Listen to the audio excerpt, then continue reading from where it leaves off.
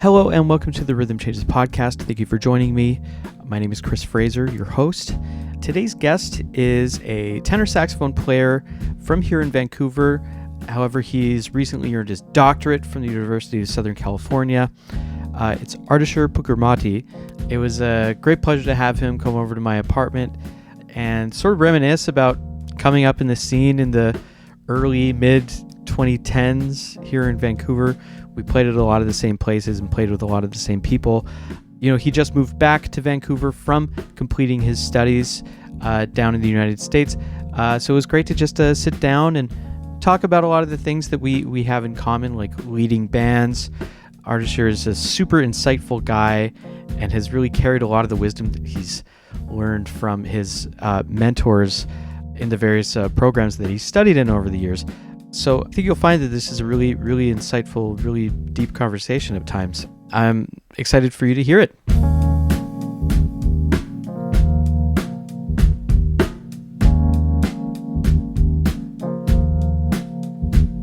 No, you're allowed to swear. You're allowed to swear on the Rhythm Changes podcast. I love swearing. Yeah, the more the better. You know, I was reading people who swear more. It's good for your mental health. Like it relieves tension. I was reading that online. But I don't know if that was just another stupid Facebook post or it was a real scientific thing. I feel like that would just be so hard to measure. Right. But, you know, I took it in good faith and I took it to heart and I've been swearing much more than usual. Yeah, great. It feels great. Yeah? Yeah. I don't know how to...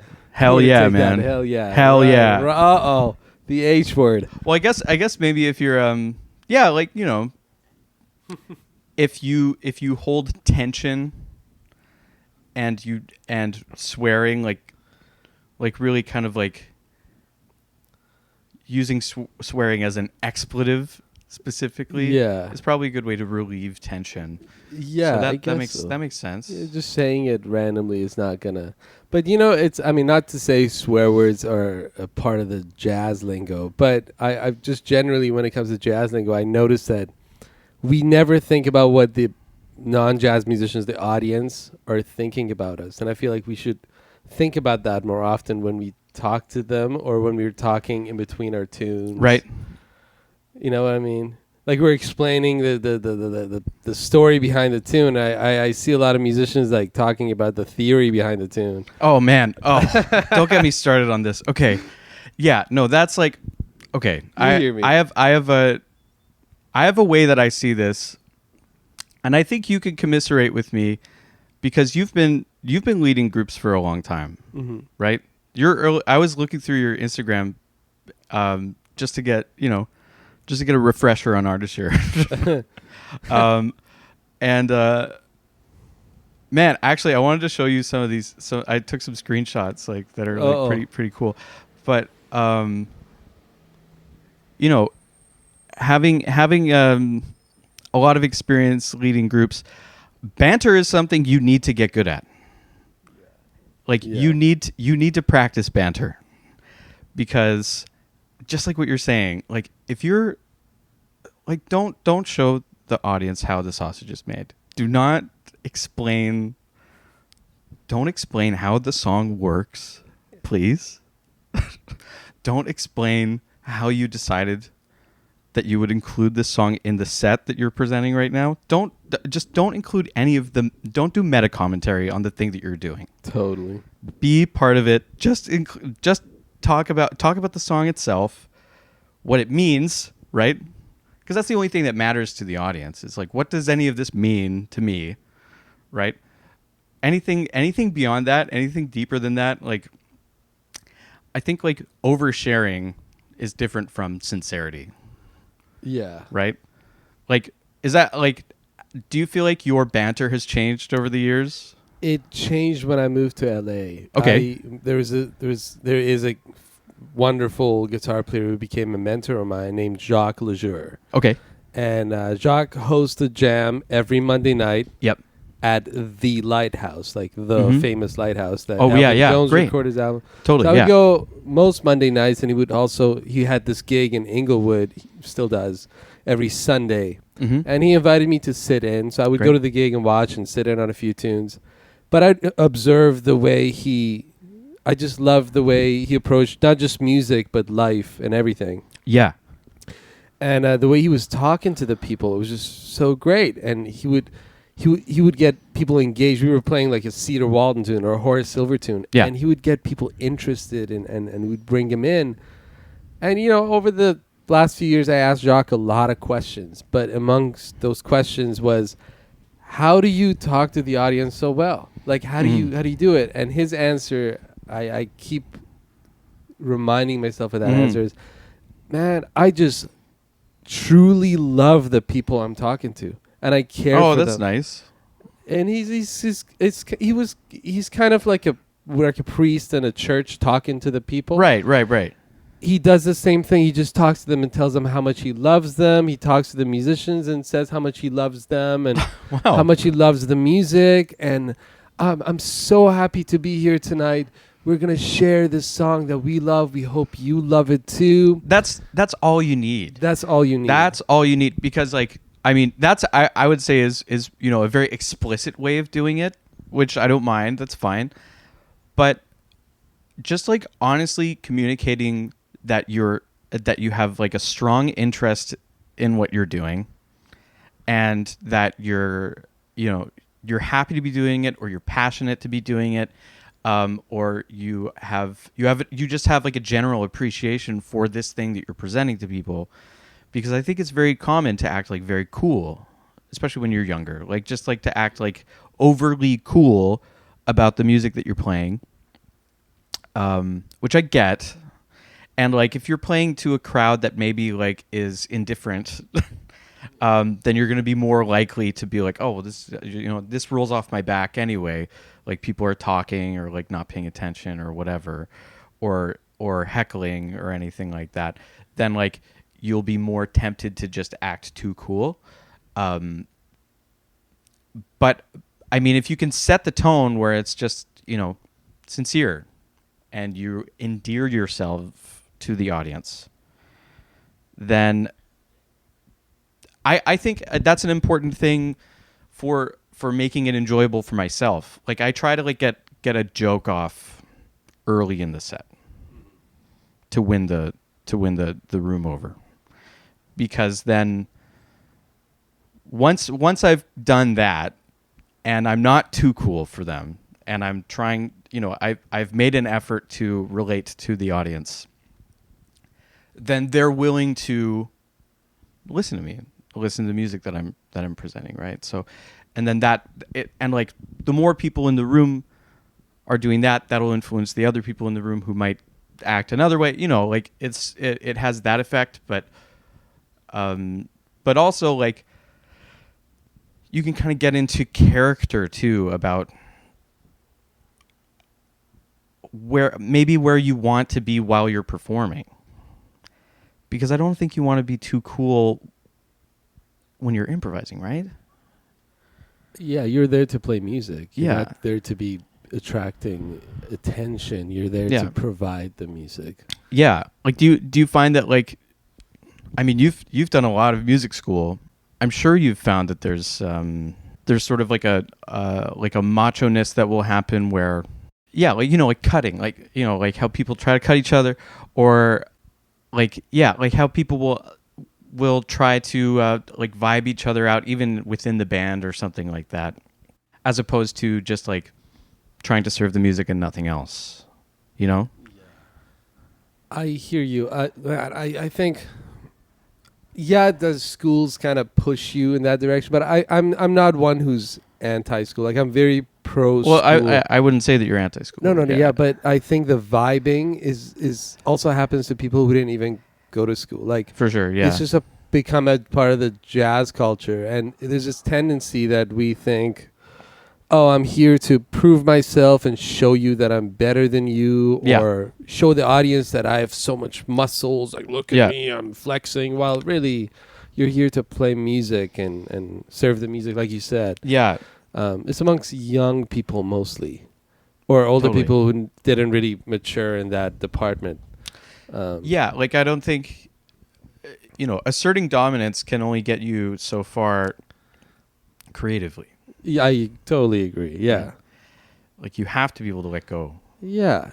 There's so many things out there. What if the song is requiring you to play soft and slow? And my saxophone teacher, who became like a very big mentor in my life, Stan Karp, who passed away last summer. Yeah. He would always say, he would have the scenario where, man, you got to make your audience cry when you play a ballad. Just play it so beautifully that someone will come up to you and be like, I loved hearing you play, as opposed to, I'm very impressed to hear you play. Yeah. You know? Yeah. Because like, I think, you can work on it to be able to come up with something that sounds very impressive. And at a certain point, like of proficiency on your instrument, technical mastery is like that. It doesn't. I'm not impressed by technical mastery most of the time, unless the technical mastery is being used in a way that is in some way intriguing to me on like a larger artistic level. I agree with you, Manny. I'm the same. I do have to say, though, a lot of times when I say such a thing, it encourages young people not to practice the objective things in their instruments. Yeah. And it ends up being like, it brings the level of playing down. I do have to say, to be the virtuosity, it matters. I think people should know how to play fast, loud, high notes, low notes. Yeah. But at the end of it, the intention should be, we are playing music. Even if we're playing up tempo. Yeah. There's if you hear Sonny Rollins, we were talking about before you started the podcast, when Sonny plays up tempo or Coltrane or George Coleman, it's beautiful. You know? And there's like a sensitivity to it. There is, There's a vulnerability to details. Yes, and there's, I think Sonny is a perfect example of that actually, where playing fast doesn't mean he's playing loud or high, right?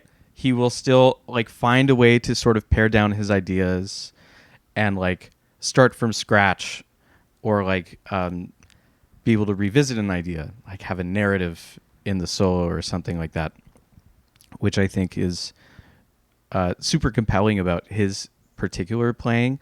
And then someone like Coltrane is interesting because I think he was always like chasing something, right? He was always in pursuit of like some kind of like superhuman ability of playing the saxophone. And like, even though like what he's doing is like technically jaw dropping, and like, all the stories of like Coltrane like finishing his solo by just walking off stage instead of like actually finishing the solo. He's like finishing his solo out of courtesy for the rest of the band. There's something like, you can tell that that's like his purest level of expression, and it's not a thing where he's showing off. Oh yeah, no, I hear and that's hard to pull off, right? Like, but he was just like obsessive. And if you can kind of, I guess it's hard to get to the point where you're as good as Coltrane, but you're still able to emanate a level of kind of like modesty in your playing somehow. Well, like when you hear Coltrane play ballad, ballads are easier to hear the emotions in. Yeah. Even though he has emotions in anything he plays, but especially for younger people, when someone's playing fast, there's this like thing is blocking their ears from hearing the emotions. But when you play a ballad, there is no fast lines, so it's a lot easier to point out, identify the emotional content.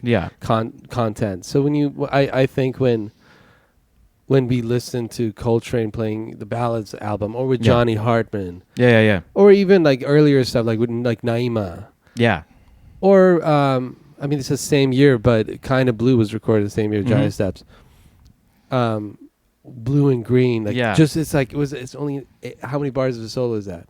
It's just one chorus long. How many bars? I think it's like a 12-bar tune. Yeah, or 10 bars maybe. Something odd. It's so beautiful, and there's so much depth in what he's playing that it sounds like he's talking to you. Yeah. So Yes. Yeah, that really I think is like the way that he was articulating on the horn made it sound so in control. And that I think that comes back to like like the technical thing where it's like you should still be pursuing the technical mastery because that's what's going to give you a more granular level of control over your ability to I think this express. also connects to talking to the audience too. It's like the same way you play in an honest way. Mm-hmm. You can talk to the audience in an honest manner. Like, I'm so thankful to see you. Mm-hmm. I want to share my love of music with you. And Yeah. oh, I was gonna say this though.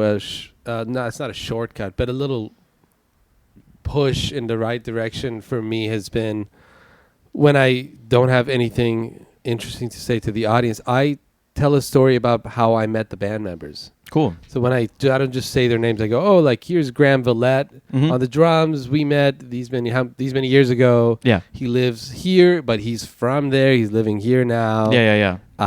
He's my favorite drummer. I'm so glad he's coming all the way from Nanaimo. And, I say all these things about every member.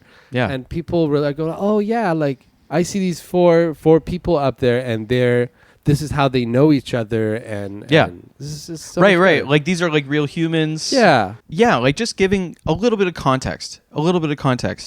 That's all that people need to be able to like kind of like grab on to what you're presenting to them.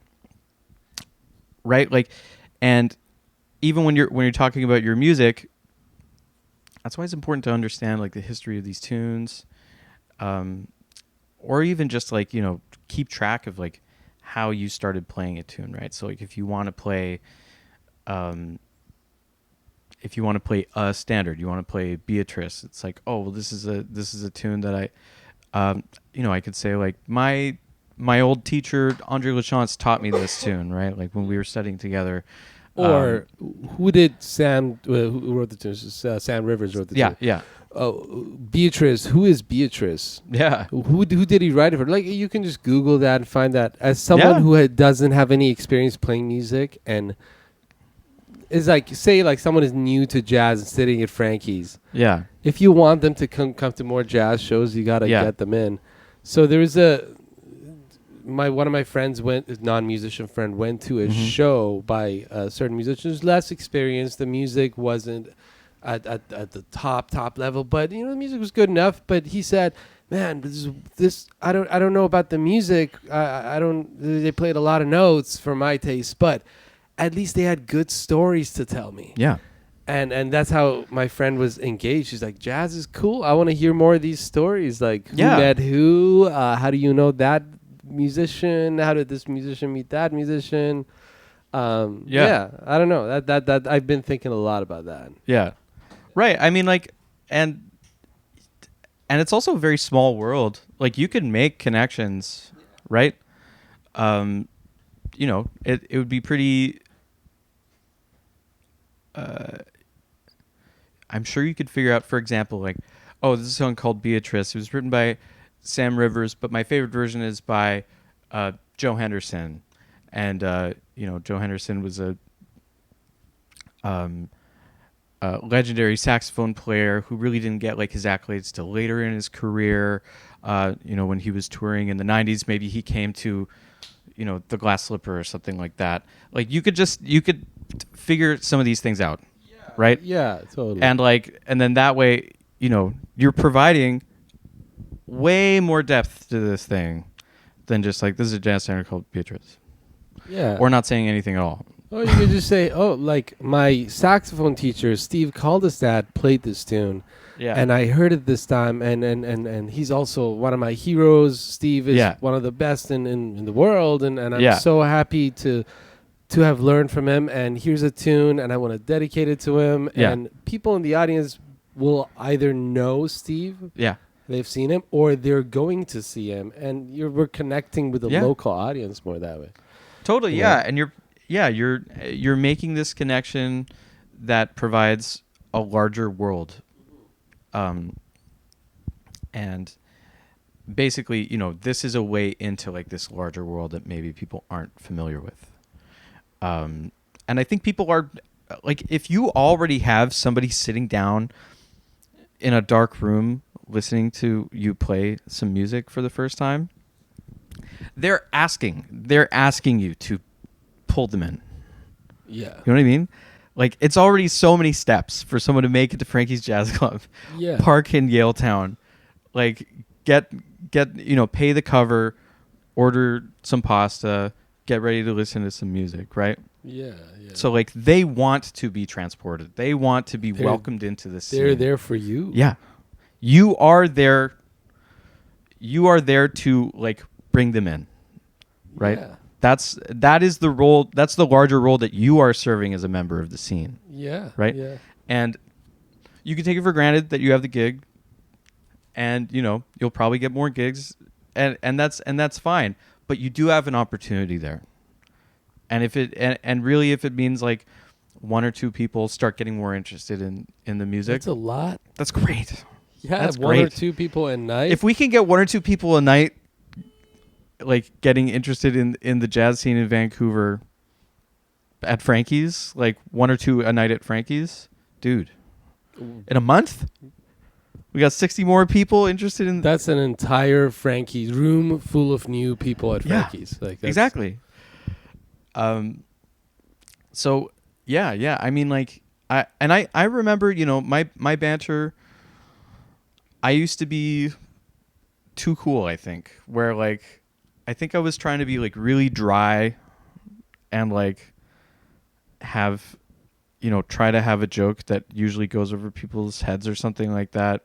Not intentionally, but like, just like being like way too dry and cool and monotone and stuff. I don't know where I got that from, but I guess it was just like an attempt to be like detached, like ironically detached from the show.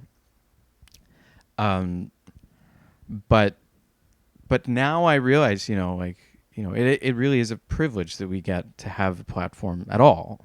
Totally. And so like,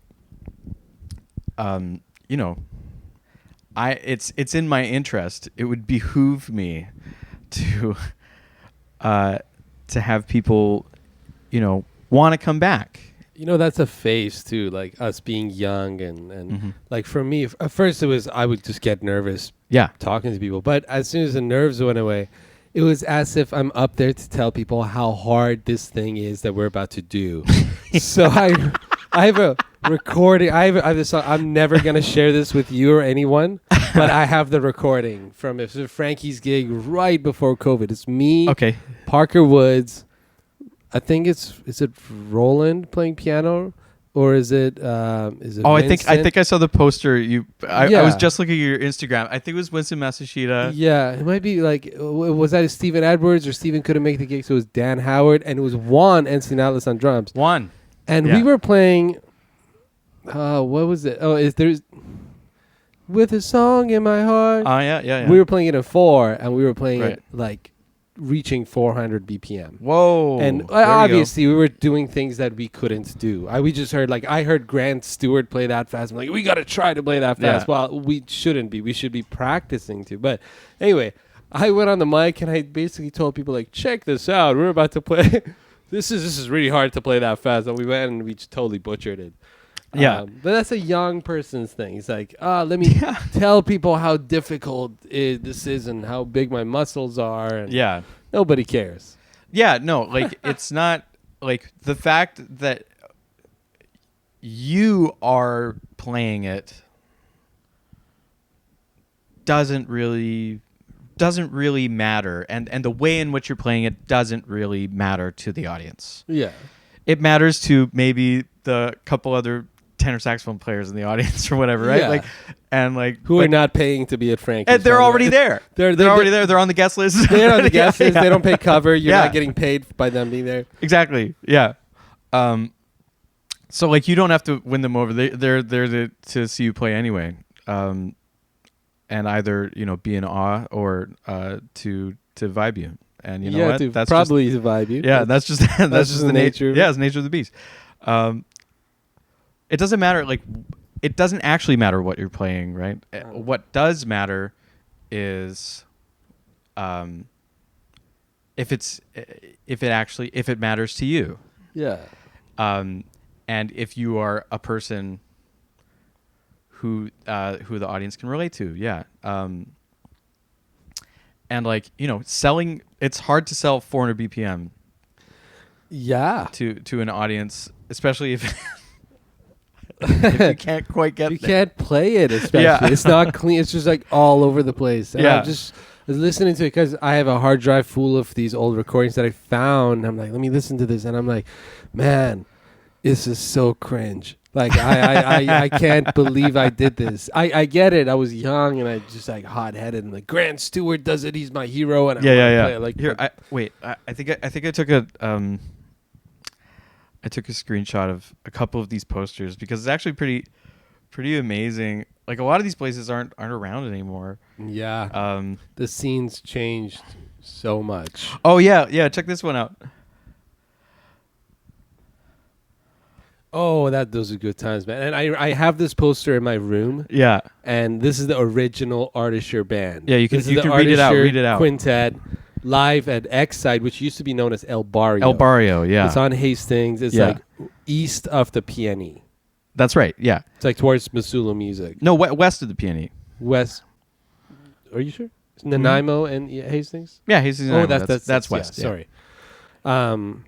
We'll cut that out. And no, that's cool. Let's keep that. Let's keep that. I don't know my geography, but X-Side, it turned into X-Side, and then Yeah. they stopped having music for a bit, and then Jessica Toplak, Yeah. she started booking it again, Yes. and I think this was the first official reopening, and I was like pumped. This is like, what year would this have been? Yeah, I think the fact that I was in you my and I second year, the fact that you and I are both and that James Prescott. band, Yeah. they spelled Max Huberter's name wrong, and his last name says Humberto. Humberto. I have that poster. I was just behind my computer. I look at it every day. Yeah. It's- I'm just looking at this is so good. This is great it's the graphic original design. band. This, No, dude. this template is fantastic. Yeah. I got to message Jess and ask about this. X-Side. She probably did this herself. Yeah, and then did you know it's Chris Fraser Trio? Yeah. Chris Fraser Trio, and it's called the Chris Fraser Trio, but then I'm listed as Christopher Fraser, and then Eli Davidovich, and Millie Hong. So, Jess, we got to work on the spelling. No, man, all good. No, I mean, I'm she just did so joking. much for the scene back then. I know, yeah, remember. she was really, that was a good series too. Yeah. I remember going to El Barrio to hear Yeah. stuff before it changed. Yeah, like I remember there were so many great shows that I'd seen there. They fit the Jill Townsend big band in there a couple times. Before my time. Okay, yeah. Yeah. They fit that band in there. And the room was very reverby, I remember. Sure. Yeah, it was really hard to play saxophone in there. But now that you're saying they fit Jill Townsend's big band, I go, wow. Yeah. That must have been loud. Oh, yeah. And, well, it might have helped that there was a lot of people watching, too. So, like, just lots of, like, sound right, baffling. But, yeah, and, like, most of the band was, like, sitting on the floor, like, in front of the stage, too. Right. I remember there was an upright piano on the side. There It was, yeah. Really old. And Yeah. But it's funny. Yeah, it was El Barrio, and that was a really good Mexican restaurant. And then it Yes. became X-Site. But it was like X-Site El Barrio for a sec. It was like they had the hybrid. same menu. So they still had the Mexican menu. And like anybody who knew was only getting the Mexican food And there. Jessica stopped booking the place. And like it was during X-Side. After this month, she stopped. Like it was done. Okay, yeah. And I continuously got us that band you see with that lineup, regular monthly gig at X-Side, just so we go and play and That's awesome. learn tunes. But I remember we got double booked like twice. Like we showed up, there was another band there Perfect. already. It was just a Yep. nightmare to play there after Jessica. But Yeah. she did. How many gigs did you end up playing there though? Like would you say? Many, like every month. Oh, wow. For 3 years, like Whoa. for 2 years, maybe like throughout my third year at Captive, Wow. second year, third year, yeah. Man, that's such valuable experience. That's where I learned tunes. That's where me Yeah. and Max played Yeah. together so much with Michael Toth, who's my old high school teacher. He was Oh in yeah, it. yeah. James, Michael. she was Yeah. my classmate from Mhm. high school. He's a doctor now. He's finished med school. He's doing his residency. Wow. He was on piano and Whoa. I forget, was it Chris Wong on bass? Chris Wong, yeah. Yeah, and then Chris Wong left Caps. It was Aiden Goheen. Okay. So we were just playing and learning to play jazz, basically. That's man. That's a really nice thing to have. Just like a regular. But that was the infidels of the day. Like there Totally. was no Tim Reinhardt yeah. helping out young people. It was just us young people going out. Like, I gotta find a place to play publicly, learn to talk to people. Yeah. It was. I remember Jess doing that. I'm not sure if we were. No, 2015. No, we weren't. Do you remember the Cosmic Zoo? Okay, I do remember it, and it also became Seven Dining Lounge, right? Yeah, I was gonna ask you what was the name, but it's Seven Dining Lounge is what it Forgot became about that. afterwards. I actually never went to Cosmic Zoo. I knew of people who played there, but I also heard about how it was a horrible It's deal. a horrible management, a horrible deal. Yeah, because it was just like door, Yeah, but like it was also like on just like in the middle of like Broadway. What was it? It's on like Broadway. Broadway and like Canby, like that area. Yeah, Near like Broadway Station. yeah, Broadway City and Hall. but like the area like between Canby and Maine, so like there's not much foot traffic there because That's everything true. is like a sports apparel It's store all around there. your Like people. yeah, Yeah. and so you can't really expect people to wander in, so you have to do all the marketing yourself. Yeah, and like it's your audience. There's no house audience. Yeah. I mean, it doesn't exist anymore. But yeah, that was kind of like a dark age in the That scene was a when you dark think age. about it, because like there, like 2015, that's post Cellar. yeah, Cellar closed in 2014. Yeah, February 2014. February. Yeah, so that's post Cellar. That's Frankie's was a thing at the time, or was it a thing? Frankie's was just starting out. I want to say, yeah. Okay. But also the beginning, Frankie's was only on the weekends. Frankie's is like almost every day now. Oh yeah, it's just They're the only night closed. that's I think not it's there is Tuesday. Tuesdays. Yeah. Yeah. And so yeah, like when you think about it, I think of other like just like horrible deal gigs that were happening at that time. Falconetti's was really bad. Oh yeah, I remember. That's on commercial, right? Yeah, people were making like $40 and what was the other one? It's like a Korean chicken place now. Like way down Maine. I played there a couple times. Cottage Bistro. Oh, that turned into, they changed its name and then they shut it down during COVID. Yeah, it became Hood 29. Hood 29 Yeah. because it's on 29th Yes. in Maine. Yeah. I played so many gigs at the Cottage Bistro Yeah. where after the tune, the only people who clapped was the owner and the bartender. Just two Awesome. people. That's it. That's It's a awesome. dark time. That's nice even. That's nice yeah, to that get they were like the clapping. owner's there. The owner's is clapping. Well, he was working in the kitchen. There's just Oh, right, yeah. whoever was working there would clap, and there was 0 people in the audience. Yeah, that's also honestly that's great experience. Great too. experience. Yeah, it's you're really learning. it's tough. It's tough to do that, but I think you do need to build that callus of like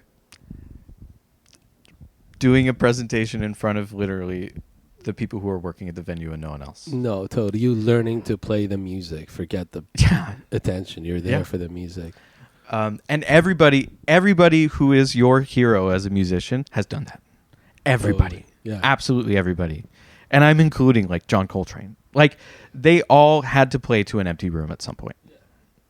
And so there's no shame associated with doing that because it's an essential part of the experience of Yeah. learning how to be a performing musician. It happens. I mean, Yeah. as long as like, say you're playing at Frankie's, I do think in that case you have to promote it so that the restaurant and the club gets Yeah. the business going. But at times it happens where people aren't going to come out. It's a Tuesday night. You're playing at this club in wherever, middle of nowhere. Yeah. There's no foot traffic. It's too late at night. It's like 11 p.m. People don't want to be around. Yeah. It's just the nature of it. But man, I miss Pat's Pub. Dude, yeah. I've talked about it a couple times in the podcast now. Yeah, like Pat's I mean, they went for a good 10 years, having the jam every week, and the Saturday afternoon shows. Like, I feel like the Saturday afternoon shows have been pretty much successfully transplanted over to Saturday afternoons at Fabrique. Yeah. And that's totally Sharon.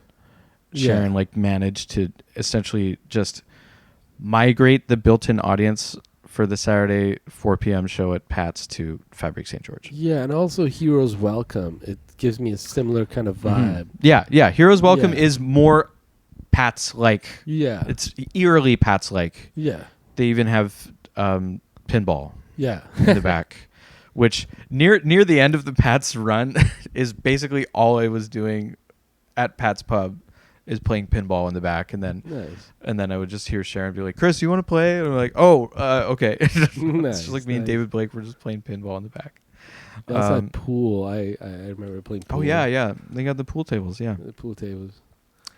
Yeah, Pat's is important. Yeah, it's a you were going to the jam quite a bit at Pat's, right? Yeah, man.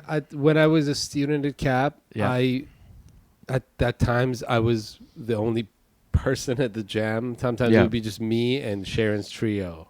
Yeah. Because people didn't go out as much when we were, well, at least when I was at Cap. The students wouldn't go to shows. And I still notice that students don't go to shows. It's universal, by the way. Same thing in Oregon. LA was the same. Totally, yeah. It's just a thing. But now I see young people going to shows. There's more of a community than before. Yeah. I think people are interested in live music, I find, like more than they used to be. Yeah. Which is really cool. I mean, like, I think one thing, it's funny. We've already mentioned Tim Reiner on the episode now. He's done an episode of this podcast way early on, like in the first year that Will was doing the podcast. He had Tim on because Tim had his radio show, and it was before Tim was booking music. Oh.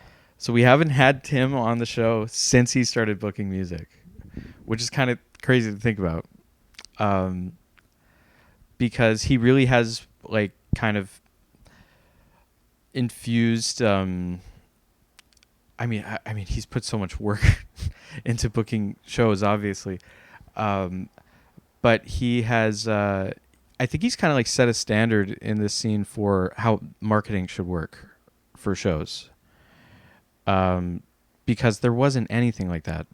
I hear you, man. I think that didn't exist before, where there's advertisements on Facebook and Instagram, and posters look so good. Yeah. And he has like, that's something me and Tim like will nerd out about. Is about posters. And well, he has a poster guy. I don't know if it's one guy. He's a couple poster people. A couple, okay. Yeah. A couple. But he has a template and it looks beautiful. He asks you to send him a photo. It's very convenient. You send him a photo and you just... Yeah, he's like every venue, every series has its own like style of poster. So like, when it's an All City Athletics show because they got that yellow, and apparently that poster is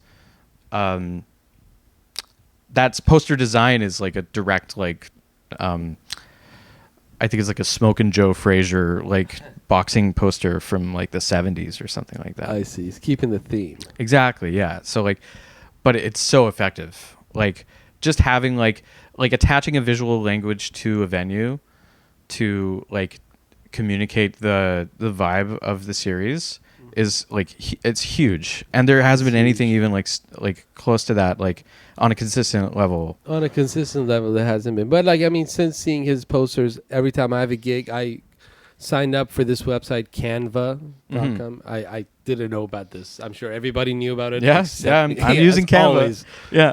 I went on Canva and I'm like making these posters for my gigs, and it's a lot easier. Everything snaps into place. Like, yeah. But the other thing that has changed, is amongst the many things that have changed, is that younger people and the older people are playing together more often than before. You think so? I think it's more. I don't think it's enough. I think younger people should approach the elders a little more. Right. But I think it's way more than before. Like, man, I see like David, Caballero, Arvind. Mm-hmm. They're just, I see there's more of a connection. Yeah, There's they no play with divide. Brad a lot. Yeah. That's true. Yeah. Did you find there was more kind of like generational integration in other cities, like in Eugene and big time? Yeah. Like, first of all, the younger people, the philosophy. As you know, the music is oral music, and there's a tradition of passing on the knowledge. Yeah. And I guess because this is Black American music, it's the American music. Americans really take pride in that. Right. They understand it. Yeah. On a different level where they treat it different. They go, that's the tradition. We're going to follow that. Yeah. And we're going to seek mentorship. So young people do find their mentors. They go after them. They call them for gigs. And on the other side, the older people, the elders, accept those gigs, and they do accept this student, this apprentice. Yeah. And it's something. Eventually, it flips where the elders start calling younger people for gigs. Yeah. It's like you look at Art Blakey's band, the Jazz Messengers. Yeah. Everybody's younger than Mr. Blakey, and it's just sort of the same thing in the U.S. But initially, it's the younger people seeking out their mentors and just going after them, calling them for gigs, way more than Vancouver people do. And I think it's a cultural thing because, I don't know, every city has its own thing. I do think it's beneficial if we did that. I wish I did that when I was younger. I sort of did do that, but I wish I did it more. I mean, you said you had your teacher on that gig at Excite. I had my teacher? Michael? Oh, no, my high school teacher. Yeah, high school teacher, yeah. I sort of did when I was starting out. Yeah. But I wish at some point I would have hired like the elders in town, like Bill Kuhn and get Caldestat to play with me just to hear the saxophone up front. But that's just the way. And they're usually game. They're always game. Yeah. Even when it doesn't pay well, they're game. Yeah, and that sucks because they should be paid so much. They're such great musicians, but there somehow has been they're so supportive. Everything's inflated in the last 20 years except for how much we're getting paid. Yeah, that's a whole topic. That's a whole topic. Yeah. Well, I wonder. Yeah, I feel like. So you came up in the Vancouver scene. You went to school here. Did you go right into your master's program? I had a gap year. Okay. I had a gap year. I worked at Long McQuaid. Right. And then so that was during the days and the nights. I said yes to every gig possible. Yeah. And like by the time I was in fourth year at Cap, I was already playing with the Cats. I was playing it like with the pop bands at Guild & Co. I think the first time I played at Frankie's would have been like by fourth year. Right. And me and Juan Encinales were playing a lot by then. Yeah. So and that's the thing that Steve taught me. Steve called us that. He said, say yes to every single gig, whether it's your thing, it's not your thing. Hey, can you play oboe? You just say yes, and you learn it. No one ever asked me. I'm glad they didn't, because that's not an instrument that I think I could pull off. Yeah, that's like like the fingering isn't the same, right? It's not like going to clarinet. I don't even know that part. Yeah. So you're teaching me right now. As far as I know, it's a different fingering I just system. know that to blow into a double reed and make a good sound Yeah. But he said say yes to every gig, so I started saying yes to every gig. I started playing with this rock band named Brass Camel. Me and I've heard Thad of them. Mai. Yeah. Right, yeah. And the joke was that me and Thad were the Camel's brass, and the band name was Brass Camel. Right. They had this running joke about us, and we played a lot of gigs that 1 year. And cool. It was really valuable to play with, and then pop gigs. Played at Guild & Co. Started playing with Coco Jaffro. Mm-hmm. So I'm not a member of the band. I was subbing for Dominic Conway, and I still am. I'm the sub whenever he can't make it. Right. I did it this past weekend. And jazz shows and big band shows. I think the first time I played with John Corser's band was that year too. Cool. But then I went to Oregon. Right. And I do think that one gap year made a big difference. Saying yes to everything. Great gigs. There's like a limited amount, but a lot of what is considered Right. crappy gigs. Right. Just like taking that year while you had it Yeah. of like having a little bit more freedom and the ability, I guess, to say yes without it like, I guess, like affecting your any particular direction you might have wanted to go in, right? No, like, no, way too young for that. Like, yeah. say yes to it. I was taught you need to be a better saxophone player, and not just jazz musician, but a musician. You need to learn to play with people. Do you feel like these days you could be a little bit more discerning? I have been, unfortunately. I've been saying no to people, and I don't think that's unfortunate. I think that's natural. I agree. It's good to say no and to keep it, but I miss the days where it didn't matter. Yeah, I could just be young and do anything I want. Yeah. But nowadays I gotta consider like, we're all getting older. I wanna spend more time practicing, spend time with family, friends. But again, practicing, that's a big thing. This time that I spend driving 40 minutes to play a $50 gig. Yeah. Brent Ma taught me this. It's either going to pay really well, the hang's got to be really good, or the music's got to be phenomenal. Yeah. Yeah. At first it's 0 out of 3, then you become 1 out of 3, require 1 out of 3. And then, at some point you go, okay, well, 2 of those have to be present out of the 3. Yeah. And I'm assuming someone like, I don't know, at the highest level of the world-class level, all 3 have to be present. Yeah. For me right now, I wander between 1 and 2. Right. It just depends on the day, but I need that time to practice. I rather not. Probably if it's 1, there's more important than other ones. Yeah. I'd rather spend the time more efficiently at home, or Totally, yeah. And I think that's I think that's really good advice actually that Steve gave you back in the day, because he was giving you that advice getting out of your undergrad. Yeah. Right. Yeah. So like you're still young. You still have all. I mean, you're young now, but I mean, like you're very young back then. Yeah. And you have, you just have all the time and energy in the world. Yeah. And so you may as well just. And it's it's not only you're practicing to play with people. Yeah. It's also a reality check. Because you get into these instances where you go, oh yeah, I am great, and then you show up, you're like, oh, I was wrong. Yeah. I suck. Right. Yeah. I took this wedding gig. It was at the, I don't know what it's called. It's the convention center. It's the one beside Canada Place. It's yeah. The one with the earth in the yes. lobby. Yeah. Yeah. And I got hooked up with the gig through this lady who was booking it. So some sort of an agency. I don't even know if it's a private thing or it's a big agency. Yep. And it was going to be me and a harpist. Okay. This is great. I did not meet the harpist. There was no time to rehearse. I was just told, we're going to have the music for you. You're going to play Ave Maria or the like Pachelbel's Canon or something like that. And mind you, this harpist is a wonderful, very kind lady from Poland, and she doesn't speak any English. Okay. This is great. All right. I showed up wearing my suit and tie. It's a really fancy, rich, wealthy wedding. Yeah. And I meet the harpist. I didn't know who it was, but I saw the harp. I'm like, you must be the harpist. And we're trying to communicate.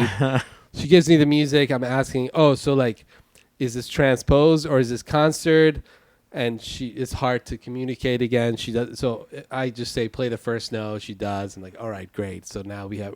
Yeah. So we go and we're playing where the bride, I'm not good at weddings, but where the bride and the groom and the person officiating is setting up. Yeah. We're like right beside them, and the bride and her father walking down the aisle, and I'm playing Pachelbel's Canon. And you should know that, but another reality check, I didn't know Pachelbel's Canon. Right, yeah. The harp is accompanying me, and I'm side transposing, which horn players have to be good at. Yeah. Not only do you have to be a good side reader, but you have to know how to side transpose. Yeah. I wasn't a good reader. I also wasn't good at side transposing. So I'm butchering this wedding. And everybody's looking. I shouldn't be laughing. This is horrible. You're playing Pachelbel's Canon in E. Yeah, she was playing in the F. I don't know. Something like that. It's just tragic. Yeah. And we pulled it off but that's not okay. You're getting money to be here.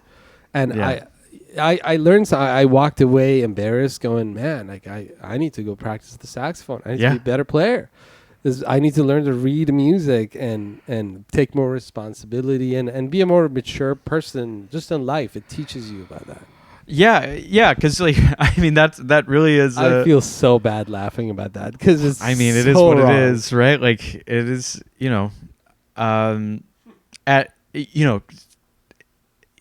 what can you do about it, right? Like it's just it's life. It's I mean, if you zoom out, you could probably make an argument that the booking agency didn't vet you properly. True, they should have gotten someone better. Yeah. And you're obviously an awesome player now, but it's like, back then if you didn't have the chops to be able to do that, they probably could have done a little bit more homework to figure that out. Totally. And you were just going where you're being told to go to My get teacher to make a paycheck. Told me to say yes to everything. Yeah, this is Steve Caldenstad's fault. We can blame it on Steve. No. Yeah, I think that it. But that was probably like a really important moment for you. Learning experience. Yeah, and like go practice. You have to have those sort of like rock bottom moments, I think. Yeah. Right? Yeah. Where I mean, I'm not saying, maybe you weren't emotionally at a rock bottom or something, but I was, but it's a wake up call. Yeah, yeah. Yeah. It's like, man, yeah, like I need to really to be able to do this. I think then that was one of there's multiple cases. This was one of them, but it's one of the times where I learned that just promoting yourself and going out to jams and like playing pretend isn't going to work. You need to practice. Yeah. Listen to the records. It takes work. You got to work the work. You can't just talk the talk. Yeah, absolutely. Yeah. And, but that also just totally depends on what you value, right? Like, because you value, representing the music in a honest way, and being able to express yourself through this art form. So if that's what you're interested in doing, then you should dedicate all that time to it. Yeah, there's different ways of entertaining people. Like you could, I see what you mean. And I think I don't know why I was just. Do you know? You I'm sure you know Patrick Bartley. Oh, he's one of my heroes. Yeah. Yeah. And he's our age. Like he's I think between our age. Like he's like 32. Sure. Yeah. And I just saw this. He's been making these, or I guess, does he stream? Yeah, he does like live streams, right? Like one of his videos came up, about him reacting to some YouTube video. There's the piano player, the piano guy. I saw that. The jazz morphology matrix. I feel like, man, I would love to talk to Patrick Bartley someday about this kind of thing, because this is something I've been griping about for years, which is the the jazz YouTube educational industrial complex of like people coming up with their own explanation of a particular jazz concept in like a not only is it in like not long enough of a time to actually like be able to like teach it to anybody, but also like it's completely isolated from any context. So it's just like, these are like 3 chords that you can use as your 5 dominant with 13 sharp 9 or something, right? Like here's 3 ways that you can voice this chord and that sounds hip and awesome. And that seems to, it's like a scam. Like it seems to have utility on its face, but it doesn't really, because it's not actually teaching you what any of that means. It is a scam. And I completely agreed with Patrick watching that video going, you first of all, you can't master jazz in 2 years. Yeah. Sonny Rollins stopped playing the saxophone. That was a crazy claim to begin with. No. Sonny Rollins stopped playing the saxophone 10 years ago or so. But up until he stopped playing, where he wasn't even playing gigs, there was these interviews where he would say he practices 3 hours a day. Mm-hmm. And that's the greatest saxophone player of all time. Yeah. And he doesn't think he's good. So, Dizzy Gillespie didn't think he's good. Yeah. Dizzy didn't think Dizzy's good. Sonny didn't think Sonny's good. Yeah. So who are we to think that we are master? We're They're never the gonna progenitors. They're the progenitors of this music. Yeah. You know, my buddy Isaac, who's coming this weekend to play with me at the Sonny show, really wonderful drummer, and he studied with a great named Carl Allen. Oh, yeah. And Carl Allen, Mr. Allen, told Isaac that you should never say someone's a great player. Mm-hmm. At most, they're a good player. Right. But when you say someone's a great player, like, look, Philly Joe is a great player, or you Philly Joe, like. So I don't like this attitude of, oh no, let's be grumpy about it. But it's kind of true. You've not mastered jazz in 2 years. Well, definitely not that. Yeah. I think that's that claim is amazing. I mean, like Patrick Bartley, the way he reacted to it is just like, I don't know who this guy is. I have to add this. I think it's important. I totally agree with Patrick in that. I'm like, I hate these kind of videos. They're using the music in their benefit to make money. This is a scam. This is disrespectful to music. But I think pointing, like, I don't know, making fun of that. And he made sure to keep saying, I'm not trying to throw this guy under the train, but yeah. I hope that wasn't coming from a mean-spirited place, because I don't like bullying. I think that might be of course borderline bullying, and I don't like that. Well, I get that, especially because he has like his he's making content off of that, right? So he is sort of like springboarding off of the relative popularity of that video. And I don't think that the guy who made the video necessarily was he has no malice in his heart, obviously. If you guys don't know what we're talking about, by the way, there's a video on YouTube.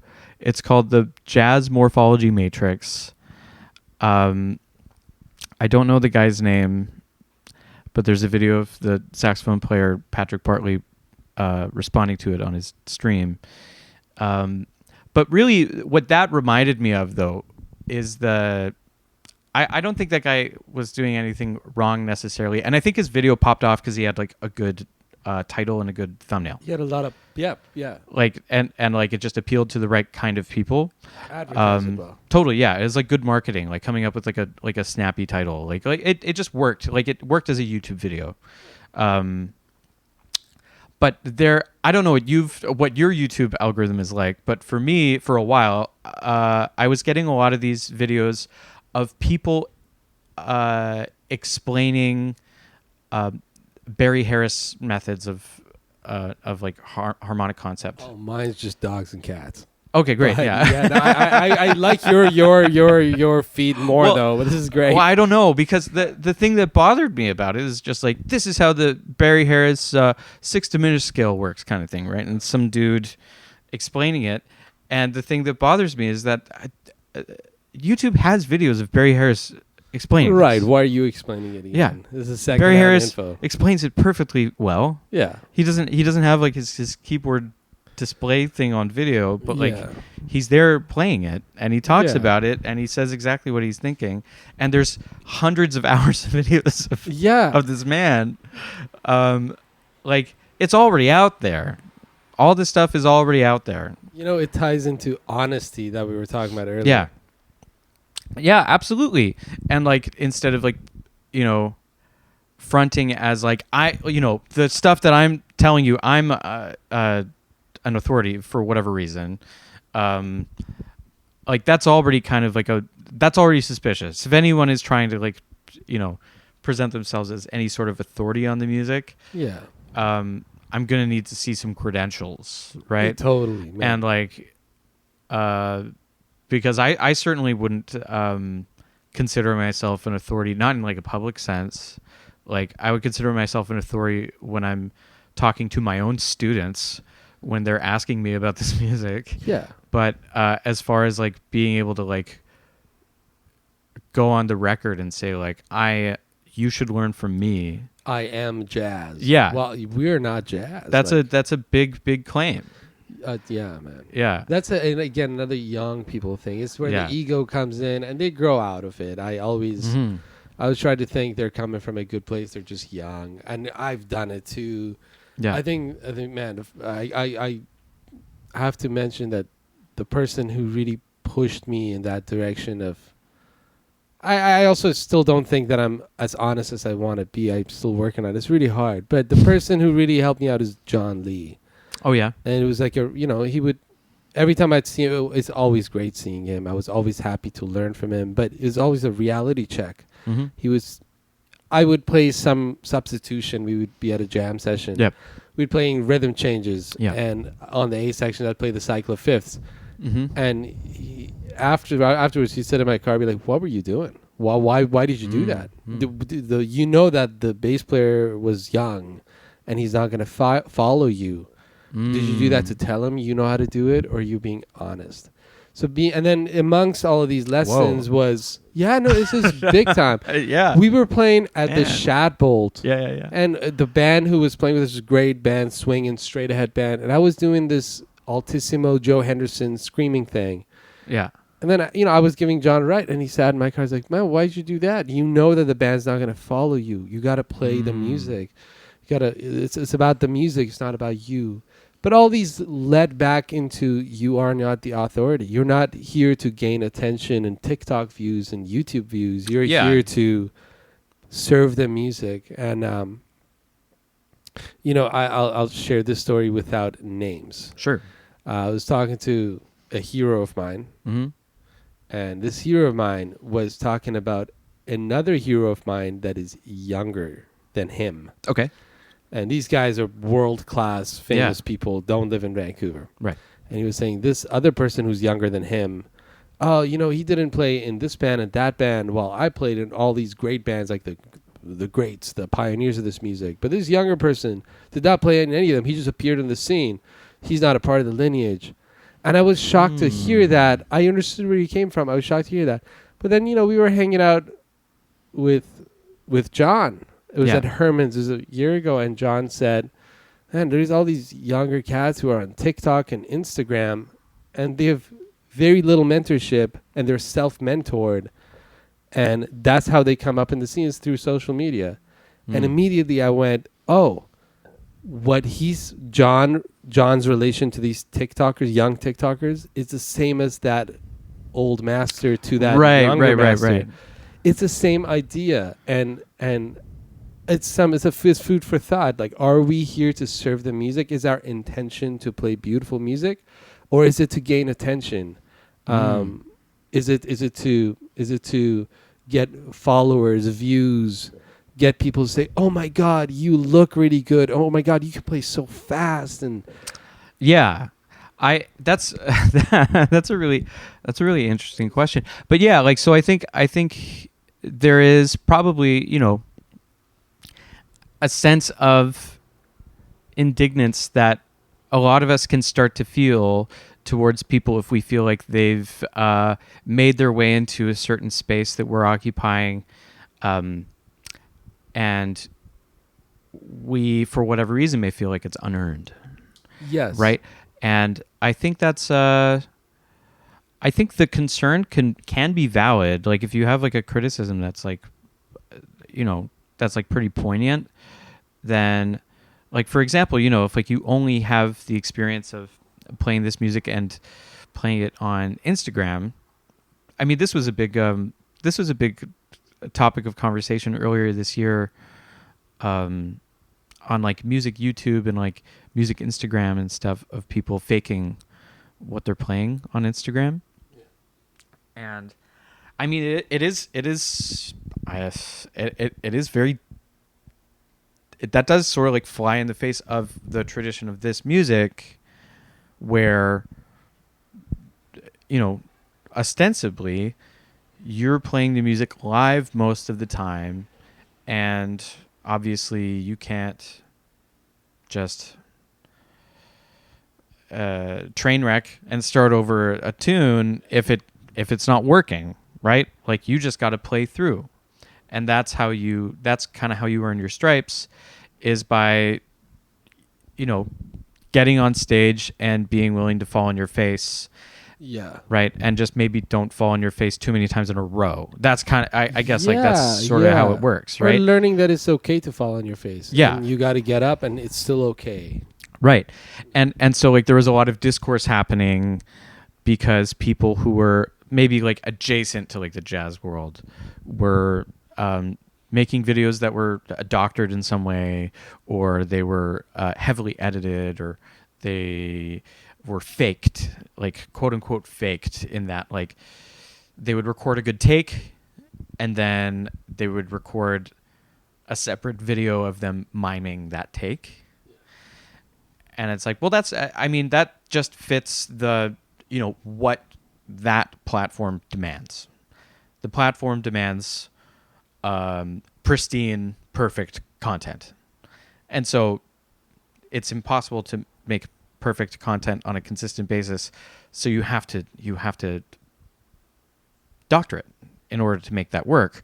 And so I think that like I personally am not of the mind that I would necessarily judge people for doing that, because it's purely like they've just chosen the route of like getting like just making it work on the internet through short form video content, right? Yeah. It's not any different from influencer content. People always talk about how influencer content is just like, put. Yeah, exactly. Right? Like, people are presenting their lives as being perfect, and I'm right there with you. As long as they don't complain about, why isn't Brad Turner calling me to play on his gig? Well, because you don't know how to play with people. Yeah, you know how to play on Instagram, and you haven't learned. Like, I mean, like, being part of the scene you can either be part of the scene in that like you're creating an audience on Instagram. Yeah, you're an influencer, which is cool, but that's like its own lane, I think. And so like if you can thrive in that world, then go for it. Like, Matt, I hope I do have to say this so that I hope people listen to this part if they've listened to this section. Yeah, is that I don't shame anyone for posting anything. So I don't want young people to listen to this portion of the podcast and go, oh man, now I feel insecure about posting stuff because Artie's going to watch my Instagram and judge me. Not at all. I encourage you to post online, get yourself out there. Just remember your intention you can post with, and your intention be different. Yeah. Intention is you just love the music and you're sharing it with your friends and followers. I love all of it, man. I support it. I think, criticizing people for, only using a good take in their Instagram video is like, I mean, okay, sure, but like, that. Yeah, dude, like, are you listening to any of these records? Like, yeah, man, they've like, punched in. You think they're not punching in? Do you think they're not punching, dude? Like that, like all of these, like at least unless it's like a live record. But even on the live ones, if you go to like a live taping, they will like just play the same tune twice. The Blue Note stuff from the '60s, some of it's cut and paste. Yeah, like, why do you think there's punching. Take 1, take 2, take 3? Yeah, they're like, taking the best takes, and that's great. So I'm just making sure no one feels like, oh man, I'm not gonna post on Instagram because no. I love it when you post. I click like on everyone's post. Yeah, I try to be very supportive of people. It's just I'm trying to get younger people's mentality to be, I'm here to serve the music, and that's what my elders have done. And like we're in sort of like a climate in the music scene that is just sort of like demanding content. Like you need to be doing a lot to remain relevant. Totally. Right? You need to be having some sort of output to remain relevant. Yeah. And that's it's a tough thing to balance because you can get caught up in the one side of it and not the other. Totally. Right? That's what I'm referring to most. Yeah. Getting caught up, not understanding what really matters. Yeah. Because like, look, I know about posting. You also need to make money. Post. Yeah, like I need to, I need to. It sucks to have to think about it this way, but at the end of the day, you are marketing yourself, right?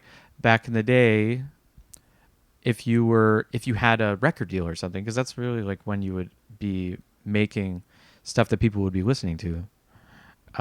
is if you had some sort of record deal, maybe you could make something independently, especially as a jazz musician. Often you would, but like either way, you needed to market it some way, and you would have to go through the old channels. And so like, you know, if you're cold calling like radio stations and that kind of thing, like there's no that is the equivalent of just like, and I'm sure, you know, if we talk to people who are like 20 years older than us who were doing all that kind of stuff back in the 90s and everything, where you have to cold call radio stations, they probably felt like it was shouting into the void a little bit. And that's what posting online can feel like all the time. Yeah. Right? And like what we see is the stuff that works, right? We're usually not seeing the stuff that doesn't work because you know, if you can't get engagement on it, then it's not going to get pushed in the algorithm. So there is sort of like there is sort of a bias towards like we're only seeing the stuff that people make that is working on that platform. And the reality of it is that the platform is not built for pushing content that is the most honest. Yeah. Right. Like the purest, most honest content is not the stuff that's making it onto the feed. Yeah.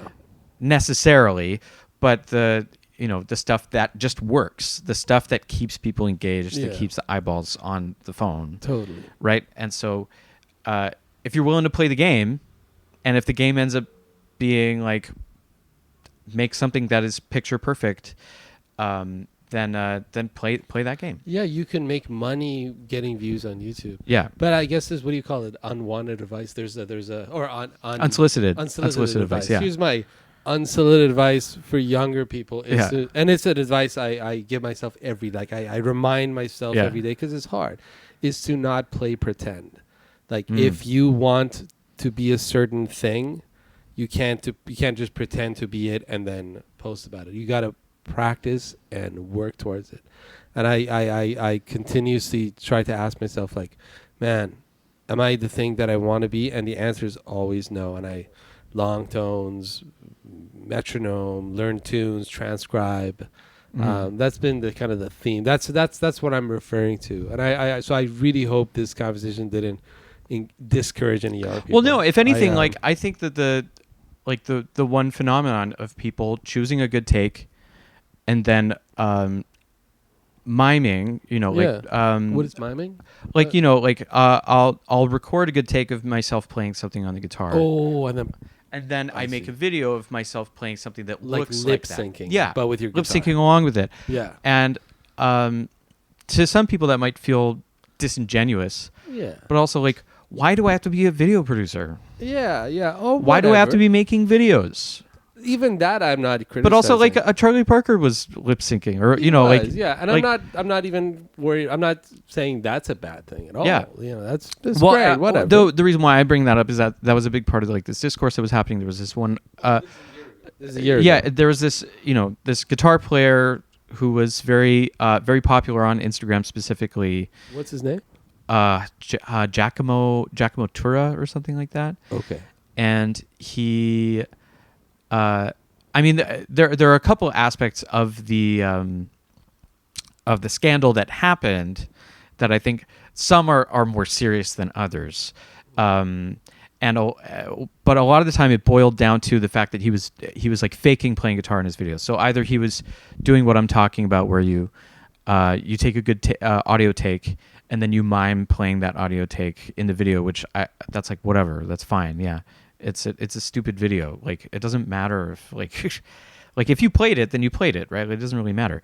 But then he was also maybe like speeding himself up in post or something like that, and that's a little like okay, nice. It's like that's bold because like I don't know about you, but like you can hear that you can hear when it's been sped up in post like I don't know. I remember that being like a scandal like back in the. Do you remember that band Dragon Force? Yeah.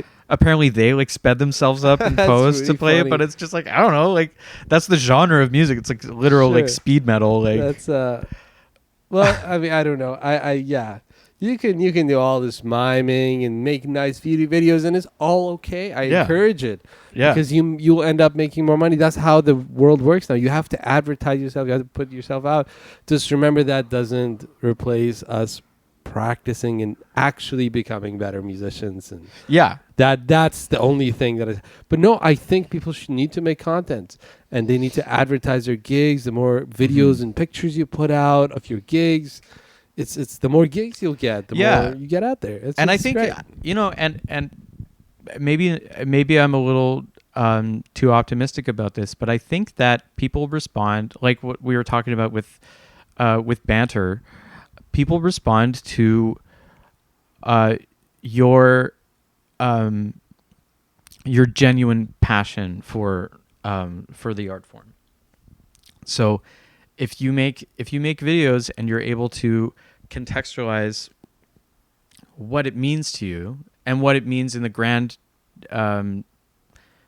scheme of this genre of music, then it might be considered less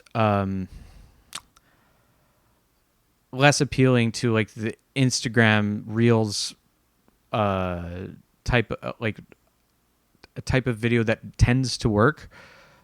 But you also have to think about, I guess you do have to think about your audience and like what what your audience wants to value in the stuff that you're making. Because I think just like thinking about what you want your audience to be. Yeah, right? Totally. Especially if you have so much control over. Eventually you could have both. You could have the real audience at the clubs that value the music, and your TikTok or Instagram viewers. So if you work hard enough throughout your day, and you could have both. I think a lot of people do have both. They do. Yeah, there's a lot of great. Like Patrick Bartley has both. Exactly. Yeah. I think Patrick Bartley. Well, Patrick Bartley is a great example of like a very modern musician who like is streaming. He's like streaming on Twitch, and so he has like his fans that are fans of his stream. He's genuinely serving the music. Yeah, and he does both. And it's I'm not saying streaming is bad.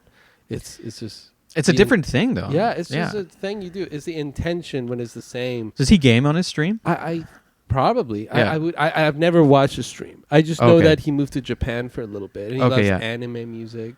And video game music or is video game music? Like video game music is like, he was in like, I forget the name of the band, but he was in like a VGM band. Okay. Yeah. I don't know. I forget if it was that or was it like a Japanese fusion band? Or is it like the same? He's probably in dozens of bands. But he just moved back to New York. Okay. Right, because he's been like playing with Emma Cohen and stuff. Yeah. There's these videos that are. I think he played with them before too. I think they all went to school. Maybe I don't know. Yeah. I don't know. I don't want to say something that I don't know. But no, yeah, man. This is a cool thing. I think about this every day. Every day I pick up my horn. I'm like, is this honest or is this not honest? That's all I have in that regards. On that. Well, then what do you do to keep yourself honest? I record myself. Oh. With my I have that. Do you record yourself practicing? Yeah. So my teacher in my last year at USC, it was Clarence Penn. He's a great drummer. Yeah. And he became one of my greatest mentors, and he's one of the greatest teachers I've had a lot of great teachers. He's one of them. Yeah. His just the way he thinks about life. Yeah. It's kind of like Stan. He reminded me a lot of Stan Karp.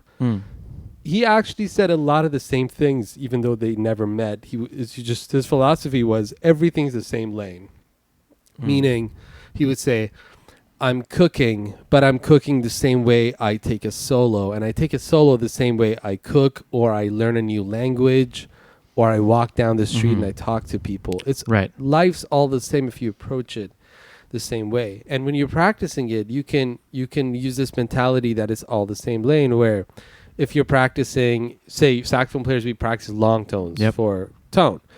Why don't you practice it with a metronome and play it in polyrhythm? So now you're practicing your polyrhythms and your sound. So this is kind of irrelevant. That's not the question you asked, but he would have me record every practice session and send it to him. Every student would record at least 3 hours of their practicing. What? Put it on an unlisted playlist and send him 3 hours per week, and he'd watch it. Sometimes we'd spend the lesson watching my practicing together, which would be super awkward. intense. We'd watch, and then I would make a mistake and I'd scream the F word. Yeah. And he would just look at me. It was super awkward. But he'd point out what I'm doing wrong in my practicing. And he would say, I hope you keep recording yourself because you need to hear yourself play. You thought you sounded great, but you see, you don't sound so good. It sounds like trash. And he was very honest. He's like, no, you're not sounding very good. So I record myself practicing at home. I have my interface set up with my nice microphone. It's always set up. Yeah. I record myself playing along to the transcriptions with headphones, so I can mute. And I get really nerdy about it. I split the stems. Okay. So, say I'm transcribing Coltrane on "I Love You." Yeah. And that one's a trio. There's no chords. So say cool. I split the stems on Pro Tools. One stem is just Coltrane, and the other stem is bass and drums. Cool. So I can solo the saxophone and hear the details when I'm transcribing. I can figure out articulations, phrasing, and then I mute Coltrane to play. So you can play with the rhythm section. Just the rhythm section. Oh. And then I record myself. Yeah. Playing along, just like how we always play along. Yeah. But with headphones, so my microphone's only picking me up. And then I listen back, muting Coltrane, and then muting myself, like switching between me and Coltrane with the rhythm section. All you need is Logic Pro. Most people have it. You can do this without buying anything. Just Logic Pro has all of this. Really? Yeah, splitting stems, and I do it to see, am I sounding just like the person I'm transcribing? Yeah. Or is there something I missed? I record my gigs with my phone now. I used to do it with my Zoom recorder. Remember back then our phones sucked. Yeah. I had the giant what is it called? Zoom 4N? Yeah, the H4N? H4N. Yeah. Those are great. They're great. They're really good. They're way better than the phones, but like the phones are good enough. It's good enough. Yeah. Well, whatever you want to use. I record my gigs. I listen back. Go, do the things I practice, make it in.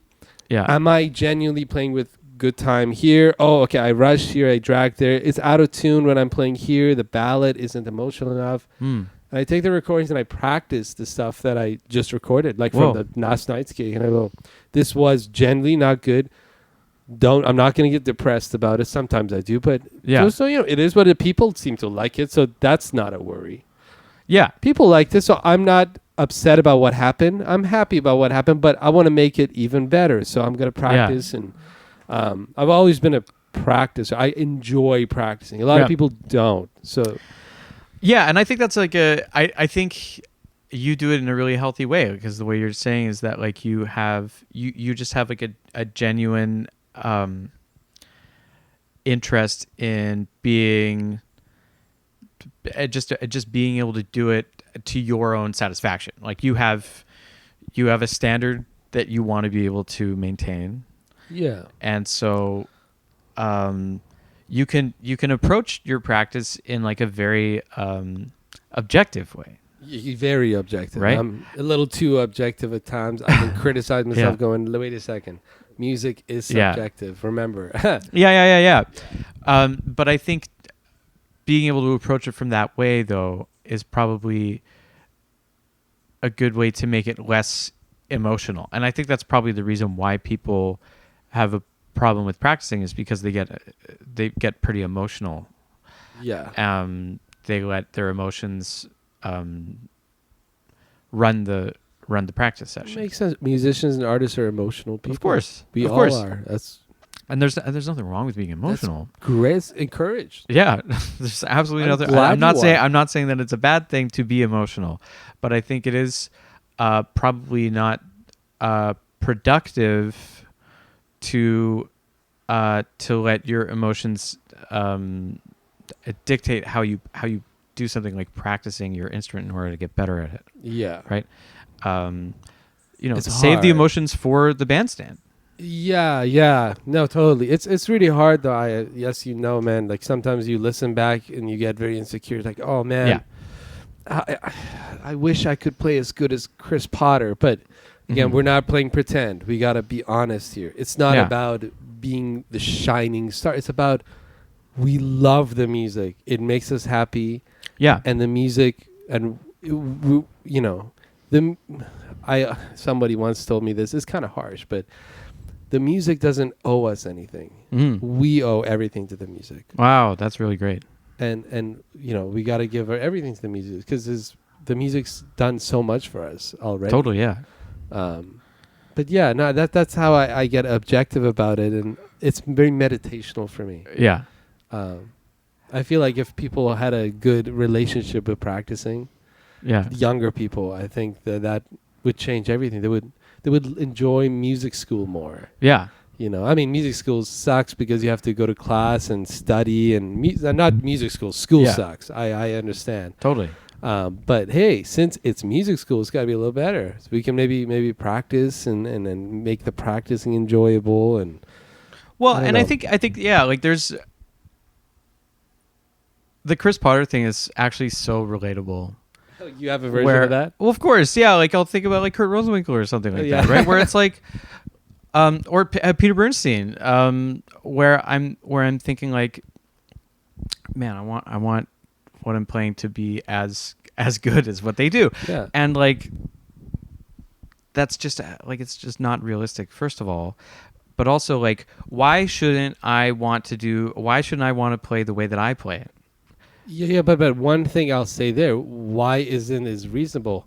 I think we should strive to play that good. We should strive. Like I do, I always aim to play as good as Chris Potter. Maybe I mean, I definitely don't, but I always, in my practicing, I'm like, no, I have to practice it perfectly so I can match that eventually. Yeah, but also you're going to get to a point where it doesn't matter. Where it doesn't matter if you're as good, right? Yeah. The as goodness. You still get gigs and you get but that doesn't matter. I just mean like as far as like sort of like pursuing this thing, right? It's like like I bet Chris Potter feels that way about John Coltrane, and Chris Potter will not be John Coltrane, and he's just going to be Chris Potter, right? And that's perfectly good for me. And he's left his mark on the tradition of this music. The other way, John Coltrane will never be Chris Potter either, if he was alive and everything. But I think like they're both great in different ways. They've reached a certain point where the music's transcending. And they have their own voice. I hear you there. Yeah. I'm totally with you in that regards. Well, and I think all that I really mean is that like, I think it's healthy to be like pursuing, you know, a level of proficiency that you can express yourself as like accurately as possible. I think that's what, you know, that's the thing that clicks for a lot of people who start really like getting into this music, is that like for some reason they experience a period of growth in their ability, and suddenly they can play in a way that feels really lucid. Mm-hmm. And that's a great feeling. It's a feeling that you can't really that it's hard to replicate in other genres of music, and it's hard to explain this feeling. Mm-hmm. But like really being able to like say what you want to say through your instrument, it makes it so that like, I have more I want to say, I just don't know the words yet. And so like you try to learn more vocabulary, right? Like, and so, but I think, like comparing yourself to other people is, I think using them as sort of like a benchmark is good, because the reason why Chris Potter is so good at expressing himself is because he's gained so much technical proficiency. But the other side of it is that he has so much connection to the music. He's older. He is more experienced. He's spent his whole life listening to the music. That's right. Yeah. So like the proficiency is only one side of it. Yeah. He's also an extremely creative person. He's a composer. I guess what I was saying, which you would probably agree with, is like, we should always strive to be better and better and inspired by someone. Like, say, for example, a lot of my friends, when we go to a show and they see someone who is killing, and I don't use the word killing lightly. Right. Killing, like Chris Potter is killing. Josh and Redman is killing. Yeah. And especially when that person's younger than us and Yeah. is killing, they usually go, "Oh man, I want to quit playing. Oh, Yeah. disappointed in myself. Oh, I hate seeing that." Well, why? Why are you not inspired and you want Yeah. to practice? When I see that, I want to go practice more saxophone. I want to go talk to that guy and be friends with them and be like, "Hey, Yeah, like, man. I was great." okay. That's a good. I mean, I think you've always had a great attitude about that. Where, yeah, I think totally, like people, it's a very young musician thing to like go see a great musician, be in their element, do their thing, just absolutely knock it out of the park. I also see older people feeling that way. Right. People, man. Right, and just be like, man, what am I even doing? Yeah. Oh man, I wish that guy wasn't there. I'm like, come on. Yeah. Man. Like, I don't know. Like, I guess you can't just do anything because, like, at this point, you're not the best at anything that you do. So, like, why even pursue? Are you a Simpsons fan? Oh yeah. Okay, there's a Simpsons the movie. Yes. You remember the movie they made? Yeah. And there's, Homer Simpson says some very wise things throughout the series as well as the movie. Like once every while, he drops a bomb. You go, whoa, that was deep. Yeah. And one of them's in the movie. Bart Simpson, I forget what happens, but he tells Bart, no matter what, there's always 1,000 people better than you. Yeah. Now, let me correct that. No matter what, there's always 1,000,000 people better than you. Yeah. Now, if we strive to be like, oh, that's great, it's going to inspire me to also be better and rise up the ranks and continuously practice, and maybe someday I will be on the top 10. But that's not the point. The point is, if you just aim there and see where you fall, if you aim for the stars, you'll fall behind the bushes, and that's wonderful. Hey, at least you tried your best, and you got so much behind the bushes is already a lot. And like, but you're working hard. Yeah, and also it's just like there are also other things that are just completely outside of your control that you will never be able to affect that can increase your chances of becoming like as great. And you don't worry about it. Exactly. You just do your best. You just have to do what you can do. Yeah, but you do have to try your best. Be like, okay, well, this strategy didn't work. How about I practice this way? And don't get upset about it. Whatever. You're awesome. You're just trying to be more awesome. Yeah. That I tell my friends all the time. They're like, oh man, I'm like, no, listen. That person was giving you this advice because they believe in you. If they didn't believe in you, they wouldn't even talk to you. They would laugh at you. They're telling you you're doing good, but we want you to do even better. Yeah. And when I think like that, I go, okay, no, I'm more secure now. I'm less insecure, and people liked what I did because I was already doing good. Now, because of my own will, I want to do better and better every day, and life gets better. Yeah. You can. It's totally just how you see the situation. Because I agree. Yeah, like why not just allow that to be inspiration? Yeah. Because since you have the choice of taking it, however, right? Joshua Redman comes and blows the roof off the place. You can either think about how you can't do that, or you can just revel in the fact that he just did that and you were able to see it. Yeah. And like that's something you'll probably carry with you forever. Absolutely. And forever. be able to tell people, remember the memory and be like, oh, and I'm saying like, I'm saying this to the younger people. When you see someone better than you playing and you take it as inspiration, maybe you will be that good someday, even better. Yeah. And that other person might say that about you. He's like, man, I really like your playing. And then you'll turn around and be like, back then I thought you were really killing. Yeah. And I followed your footsteps, and you guys will be best friends forever. Isn't that great? Well, yeah, there's that. And then, also, I mean, like, people will also forget the fact that, like, if you have an interest in this music, maybe you're going to school or something like that, you've been studying it for a while, you can play some standards, you can improvise. You're, like, within, like, the 90th percentile of musicians in the world. Yeah, you are. I mean, you're doing great. The goal isn't to be the star. You should strive to be as best as you can be, but the goal isn't to gain attention. It's to play music. Yeah, and like getting good at music has there's so many different ways that you can get good at music, because believe me, that's big. Yeah. so many musicians who can play the hell out of their instrument. You put them in front of Logic Pro, They can't play to a click. Yeah, or they have no idea how EQ works. Yeah. Right, and I don't blame them because they've just been working on their instrument this whole time, which is fine. But you have that, or you have composition, like the ability to write something that is new. That's hard to do.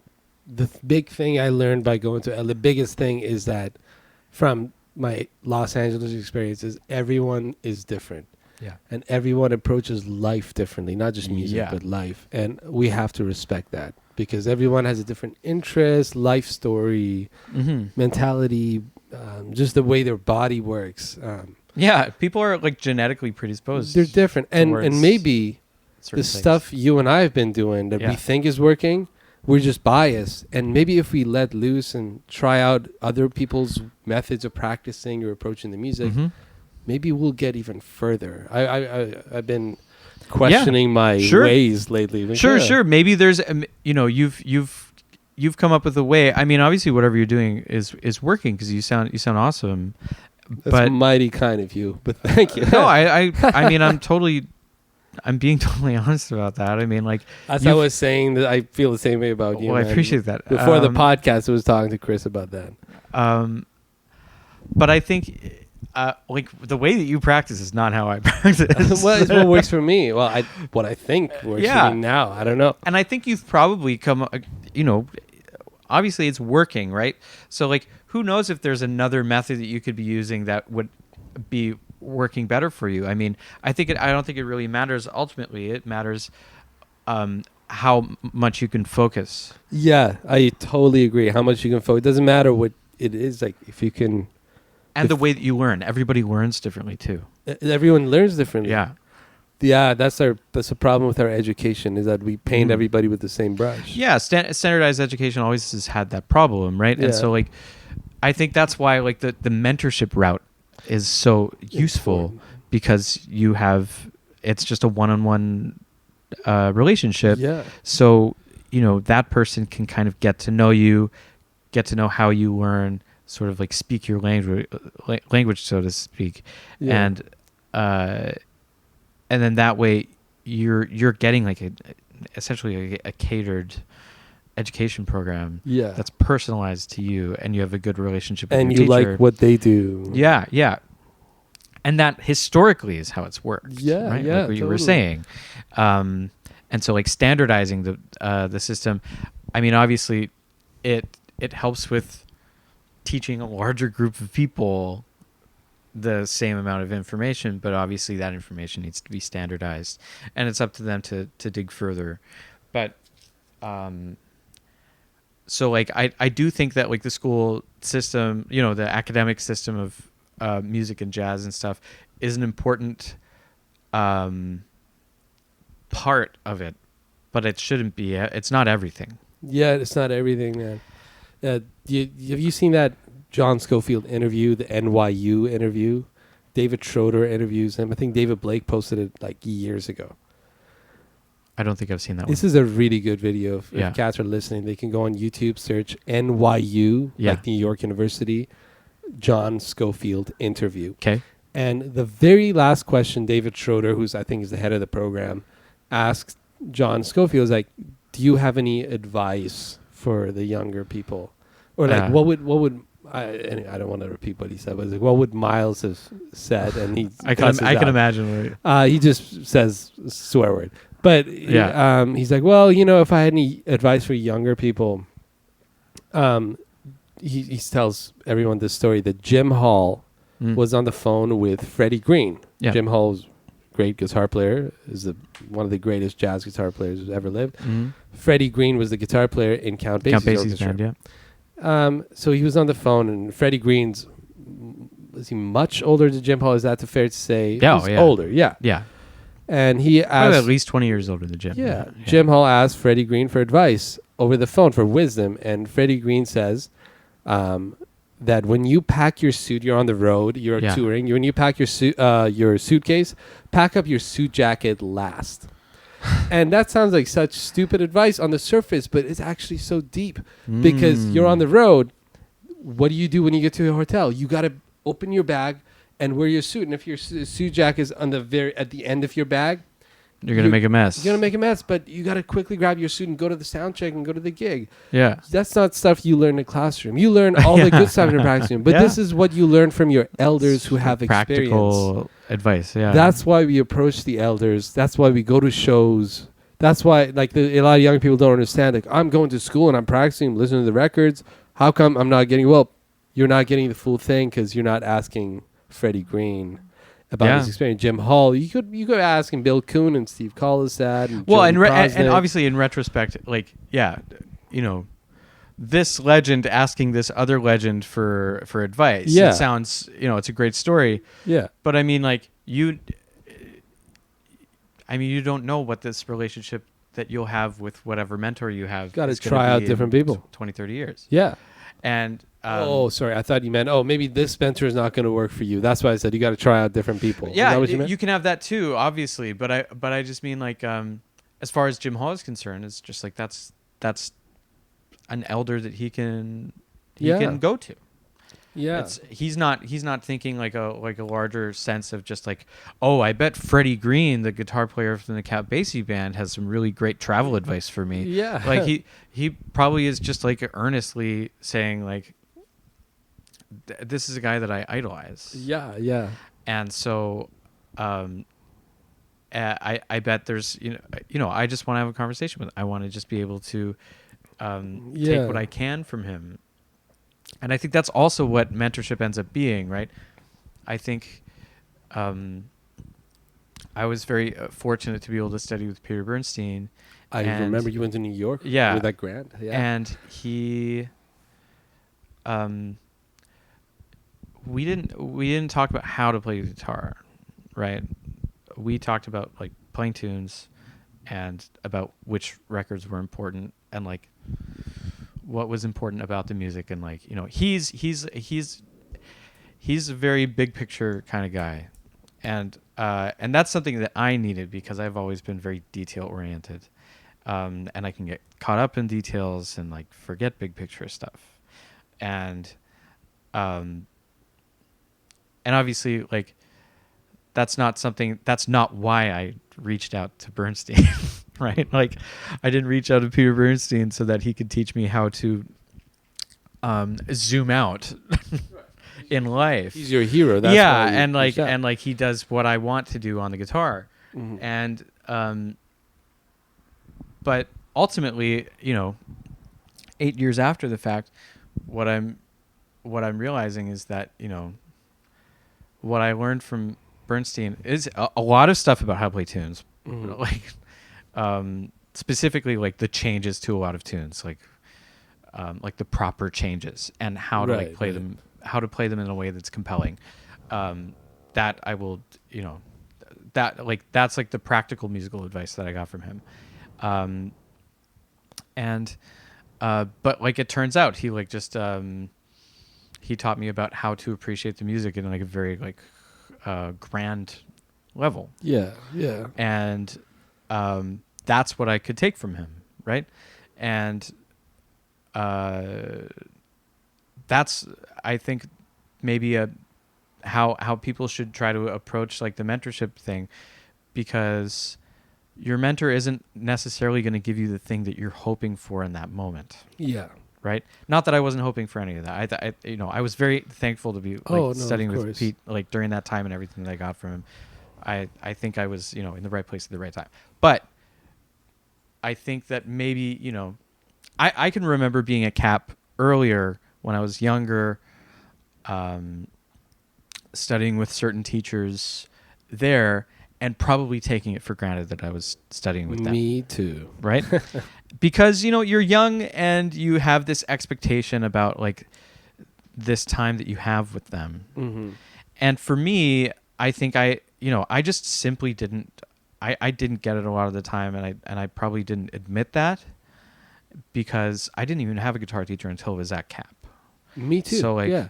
You didn't have a saxophone teacher until you were... I started studying with Stan when I got to Cap. Okay, he yeah. was teaching outside. He'd retired from Cap years before, but Yeah.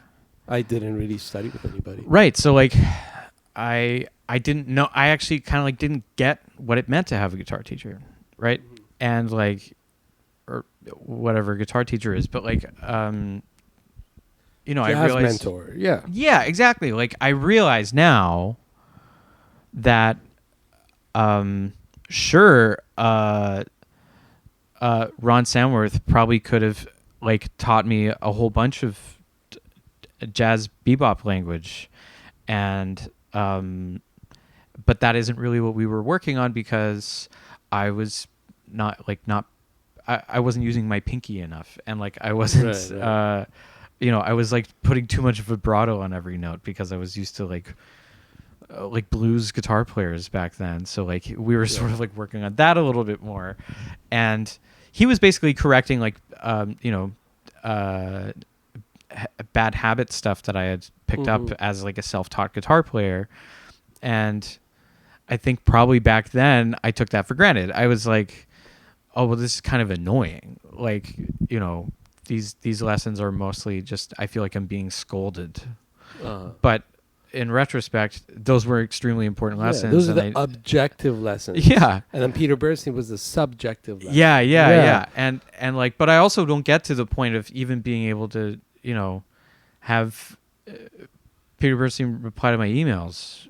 Right. Without being put on that the objectiveness gets you to a certain level. This is important. Yeah, and you need that objectiveness, and like that's so valuable to have somebody with that much experience tell you exactly how they're feeling about what you're doing. Yeah.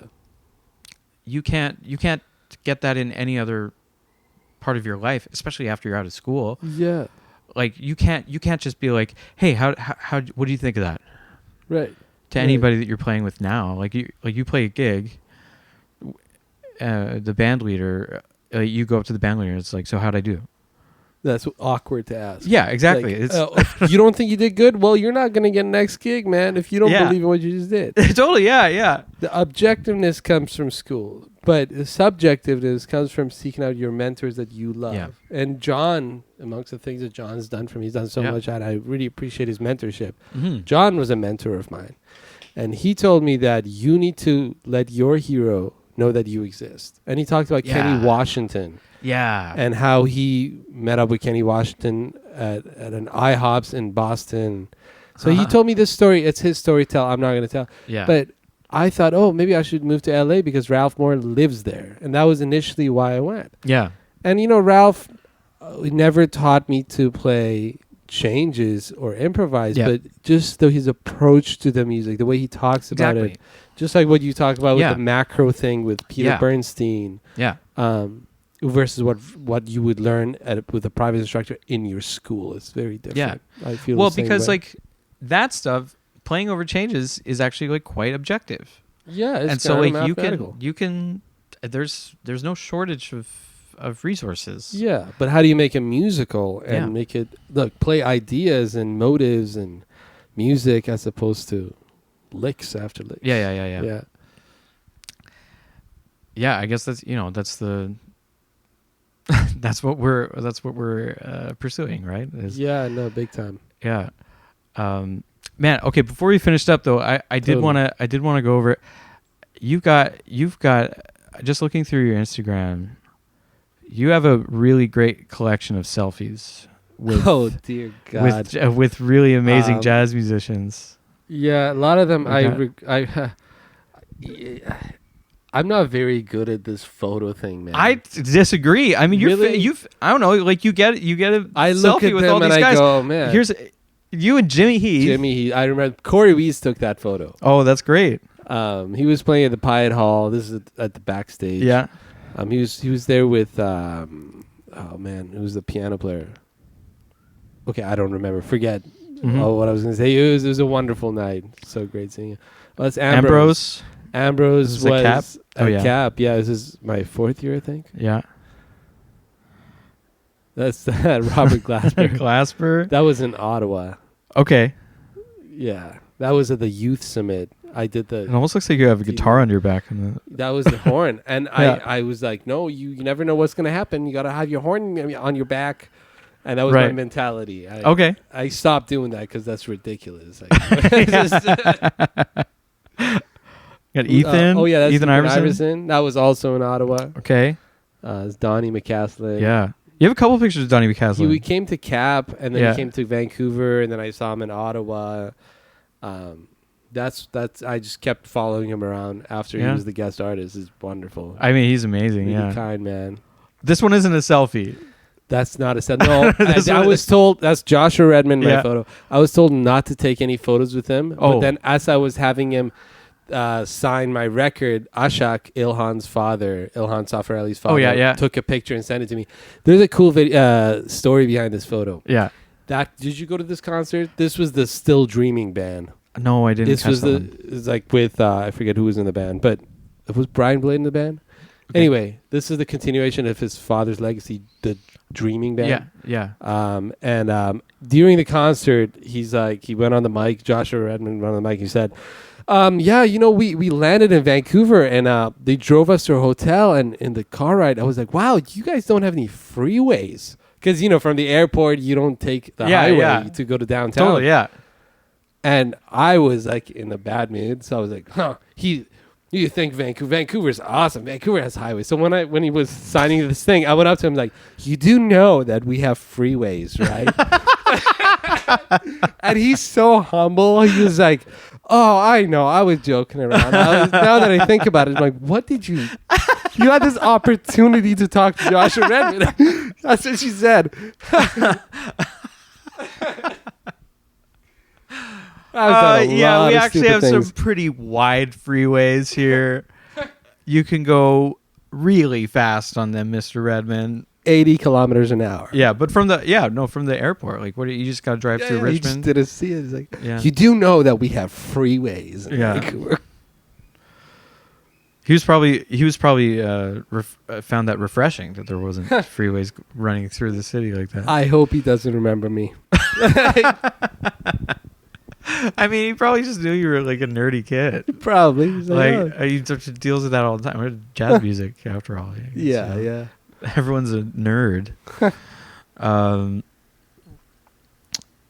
You and Chris Potter. Oh, that was a Cap. Yeah. That was with who's the piano player? The young piano player. I don't remember anybody. Oh, I'm trying to think of who he would have been. there was no bassist in the band. Oh, okay. James, no. Oh man, this is embarrassing. This is all going to the podcast, and I'm not remembering anybody's names. I mean, this is from a while ago. A while ago. 2019. James Francis. Okay. Yeah.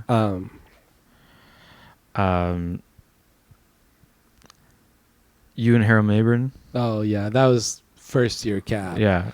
That's a special one, man. He's a sweet guy. He was. You were at that workshop. Yeah, I remember that. that. I asked him a question. You did. You asked him what he thought of hip hop, and he got Dude, really mad. No, it's funny. I didn't ask him that. What I asked him was what he thought specifically about people like Robert Glasper. This is from 2013. Oh, People who are maybe extending, the definition music, yeah. of jazz. Incorporating hip hop elements, Yes. R&B elements. and then he if said he knows likes about that the music. Katy Perry song, right? He started singing a song to you. Yeah, Remember this? he said like they got to pull up their pants or something like that. Okay.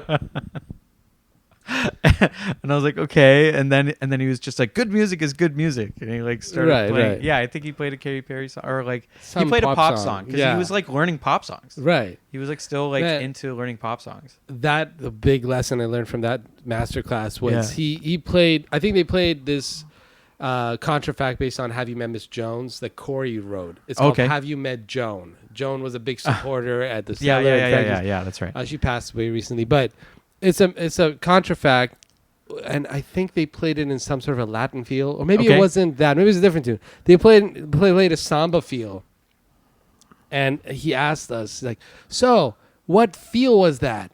Like, what time feel was that?" And I really wanted to talk.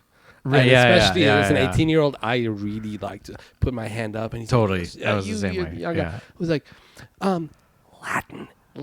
And he was whispering Latin, and he's like, And his words were, "Young man, if you want to play this music, you need to speak up." And Whoa. I remember that phrase with his voice saying that to me.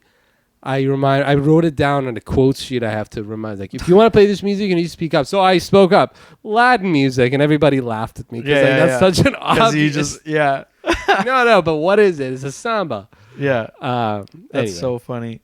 Yeah, that reminds me of a different thing in 113. Years before that, it was a clinic that I want to say Dave Douglas was putting on, and he was basically like adjudicating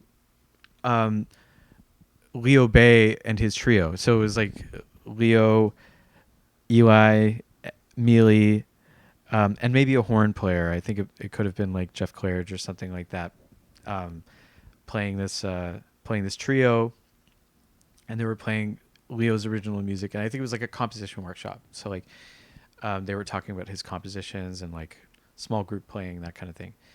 And I don't know if you've ever played Leo's music. No, I've talked to him for 3 minutes at Pat's Pub. And Okay, yeah. But he, it's just very Leo that he had this. They were playing this piece of music, and it had like a kind of like an ECM, very loose samba kind of feel. Okay, open. Yeah, and they play this tune, and then Dave asked him like, what are you indicating for the time feel in this song? Like, what is it supposed to be? Uh-huh. And he looks at the lead sheet that Leo provided for everybody, and it says Latin plus. What? Which I guess is a term that Leo made up, which is Latin plus, just Latin with more. So like, and like that meant something to his band. That meant something to Mealy. Right. So where it's just like, I want you to play Latin, but with just more stuff. More stuff. Okay. Yeah. Okay. You guys, they had an agreement amongst. Yeah. Exactly. Yeah. What you're like, supposed to play. whatever this means, like do that. Yeah. And so it works for them, but Dave was just like, no, this isn't a thing. You can't just say Latin plus. Yeah. What if it wasn't her drumming? Like you're right. trying to bring it to another band. You can't just call it Latin plus. You know. I just remember that moment. It was so funny because like he just revealed it said Latin plus. I'd love to meet Leo, man. He was here in town recently. He plays Tyrant. He basically just plays a show once a year. He comes back. I'd love to meet him next time. He lives in Sydney right now. I heard Thomas told me. Yeah. Next time he's in town, let me know. I would love to maybe have a jam just to connect with him because we've never connected. That's funny. I feel like maybe you would have like played in one of his big bands or something. I never did. Well, he went to Oregon. That's right. Then he came back. I went to Oregon. I was his replacement. He went to Montreal, and then we never saw each other. Okay, yeah. It's funny, like how there's sort of a cohort of Oregonians, Oregon alumni in Vancouver. There's you, Leo. There's Lyle Hawkins, and Julian Borkowski went. Oh right. Yeah, we took turns. That's funny. Yeah. Yeah.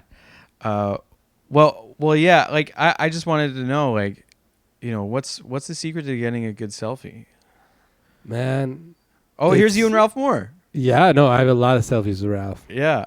The secret is being hungry to meet your heroes and wanting to document it so that.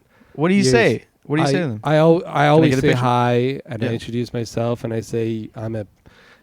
Thank you for the music. Brad Turner taught me to say that. Don't say, "Oh, I'm a big fan." Oh my God, like everybody says that. But like, hey, thank you for the music.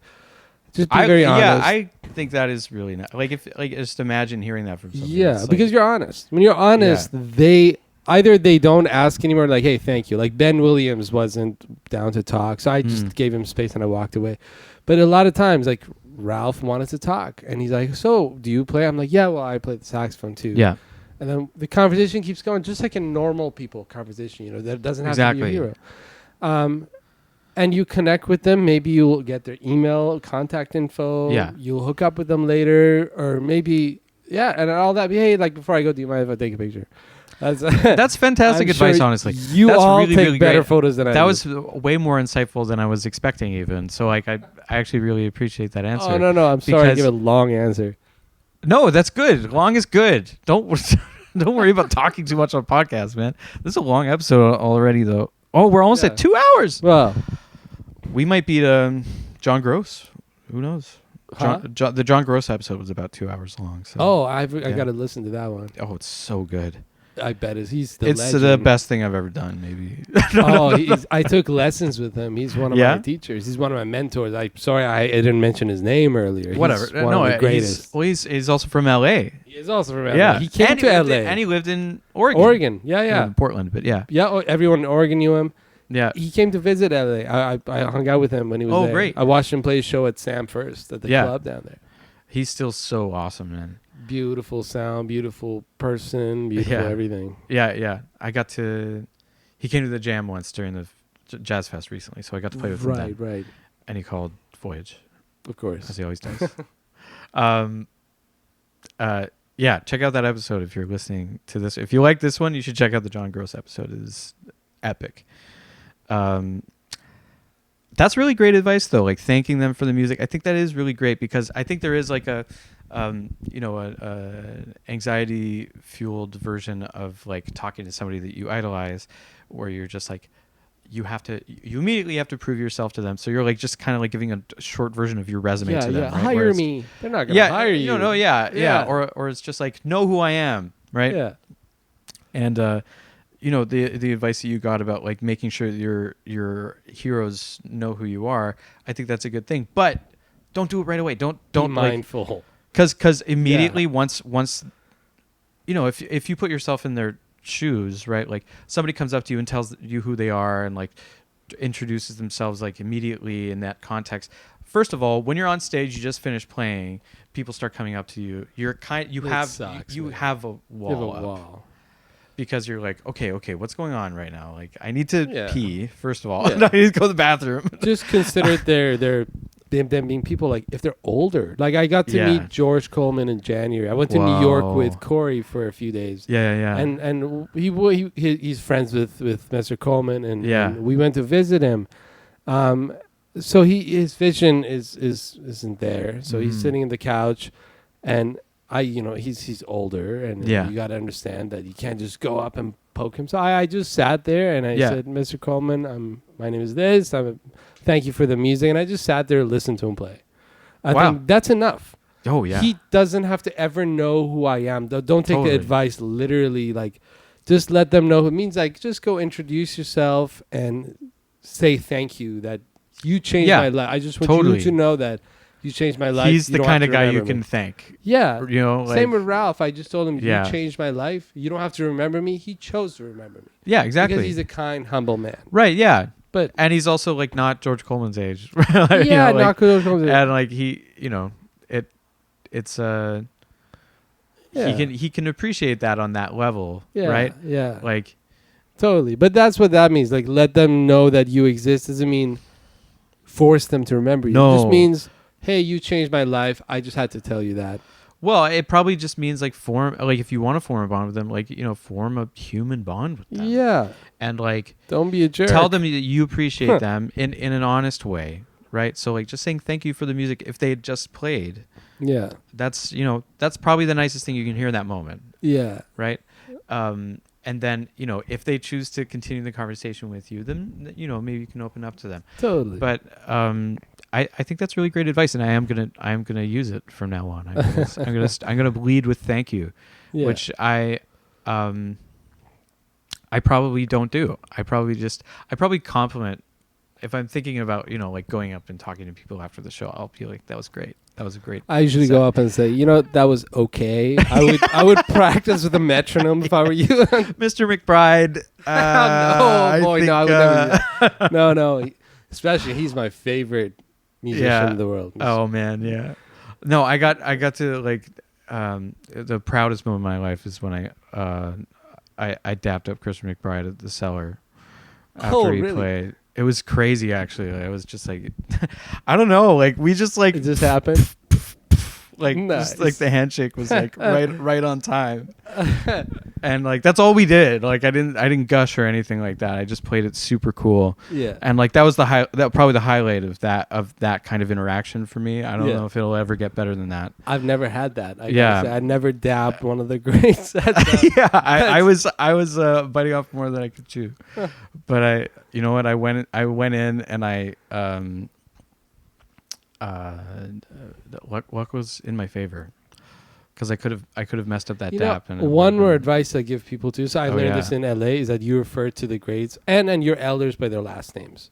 So in LA, the great Marvin Smitty Smith lives there, and he's a part of the house band for the Lighthouse Jam as well as the Sunday thing. I would go to Jacques Leger's thing. Yeah. And he's very old school. He's very strict, and I learned from him that you call me Mr. Smith. Right. His friends would call him Smitty, but I'm not in that. I will never be in that place. Yeah. I'm younger. He's one of my heroes. It's Mr. Smith. I initially called Ralph Mr. Moore. Right. And he told me to call him Ralph. Benny Green, I called him Mr. Green several times. And he's like, no, please, Benny. And even then, I was uncomfortable. So they like that respect when you approach, say, Mr. McBride, Mr. Coleman. Well, I mean, yeah, of course. More I think that's it's funny, but like I think that kind of respect should probably go without saying. Yeah. But also, I think maybe there's just sort of a psychological thing that happens with jazz musicians where we're used to reading their first and last name on personnel lists. We forget, but I think that also is good advice. I like that. They will enjoy talking to you more if you set the band like the respect thing and they understand. Oh, like this person understands. Yeah. That's all right. Anyone who's still listening, that's great advice. Sorry, we're pretty far in, but I think we could probably wrap it up there. So man, thank you so much, Chris, for having me here. Bro, this is a great conversation.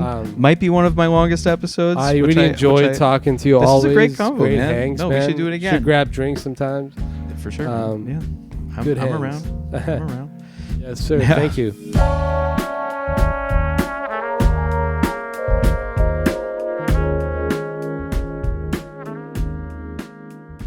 Thank you for listening, and thank you, of course, to Artie for joining me. It was great to have him and have that nice chat. If you want to check Artie out, he didn't even mention any of his own groups, but he has his jazz fusion group that he just started this year called Artetronics, and he will be releasing an album later this year with Cellar Music. So check it out if you want to check him out or check out anything else that's going on in the Vancouver jazz scene.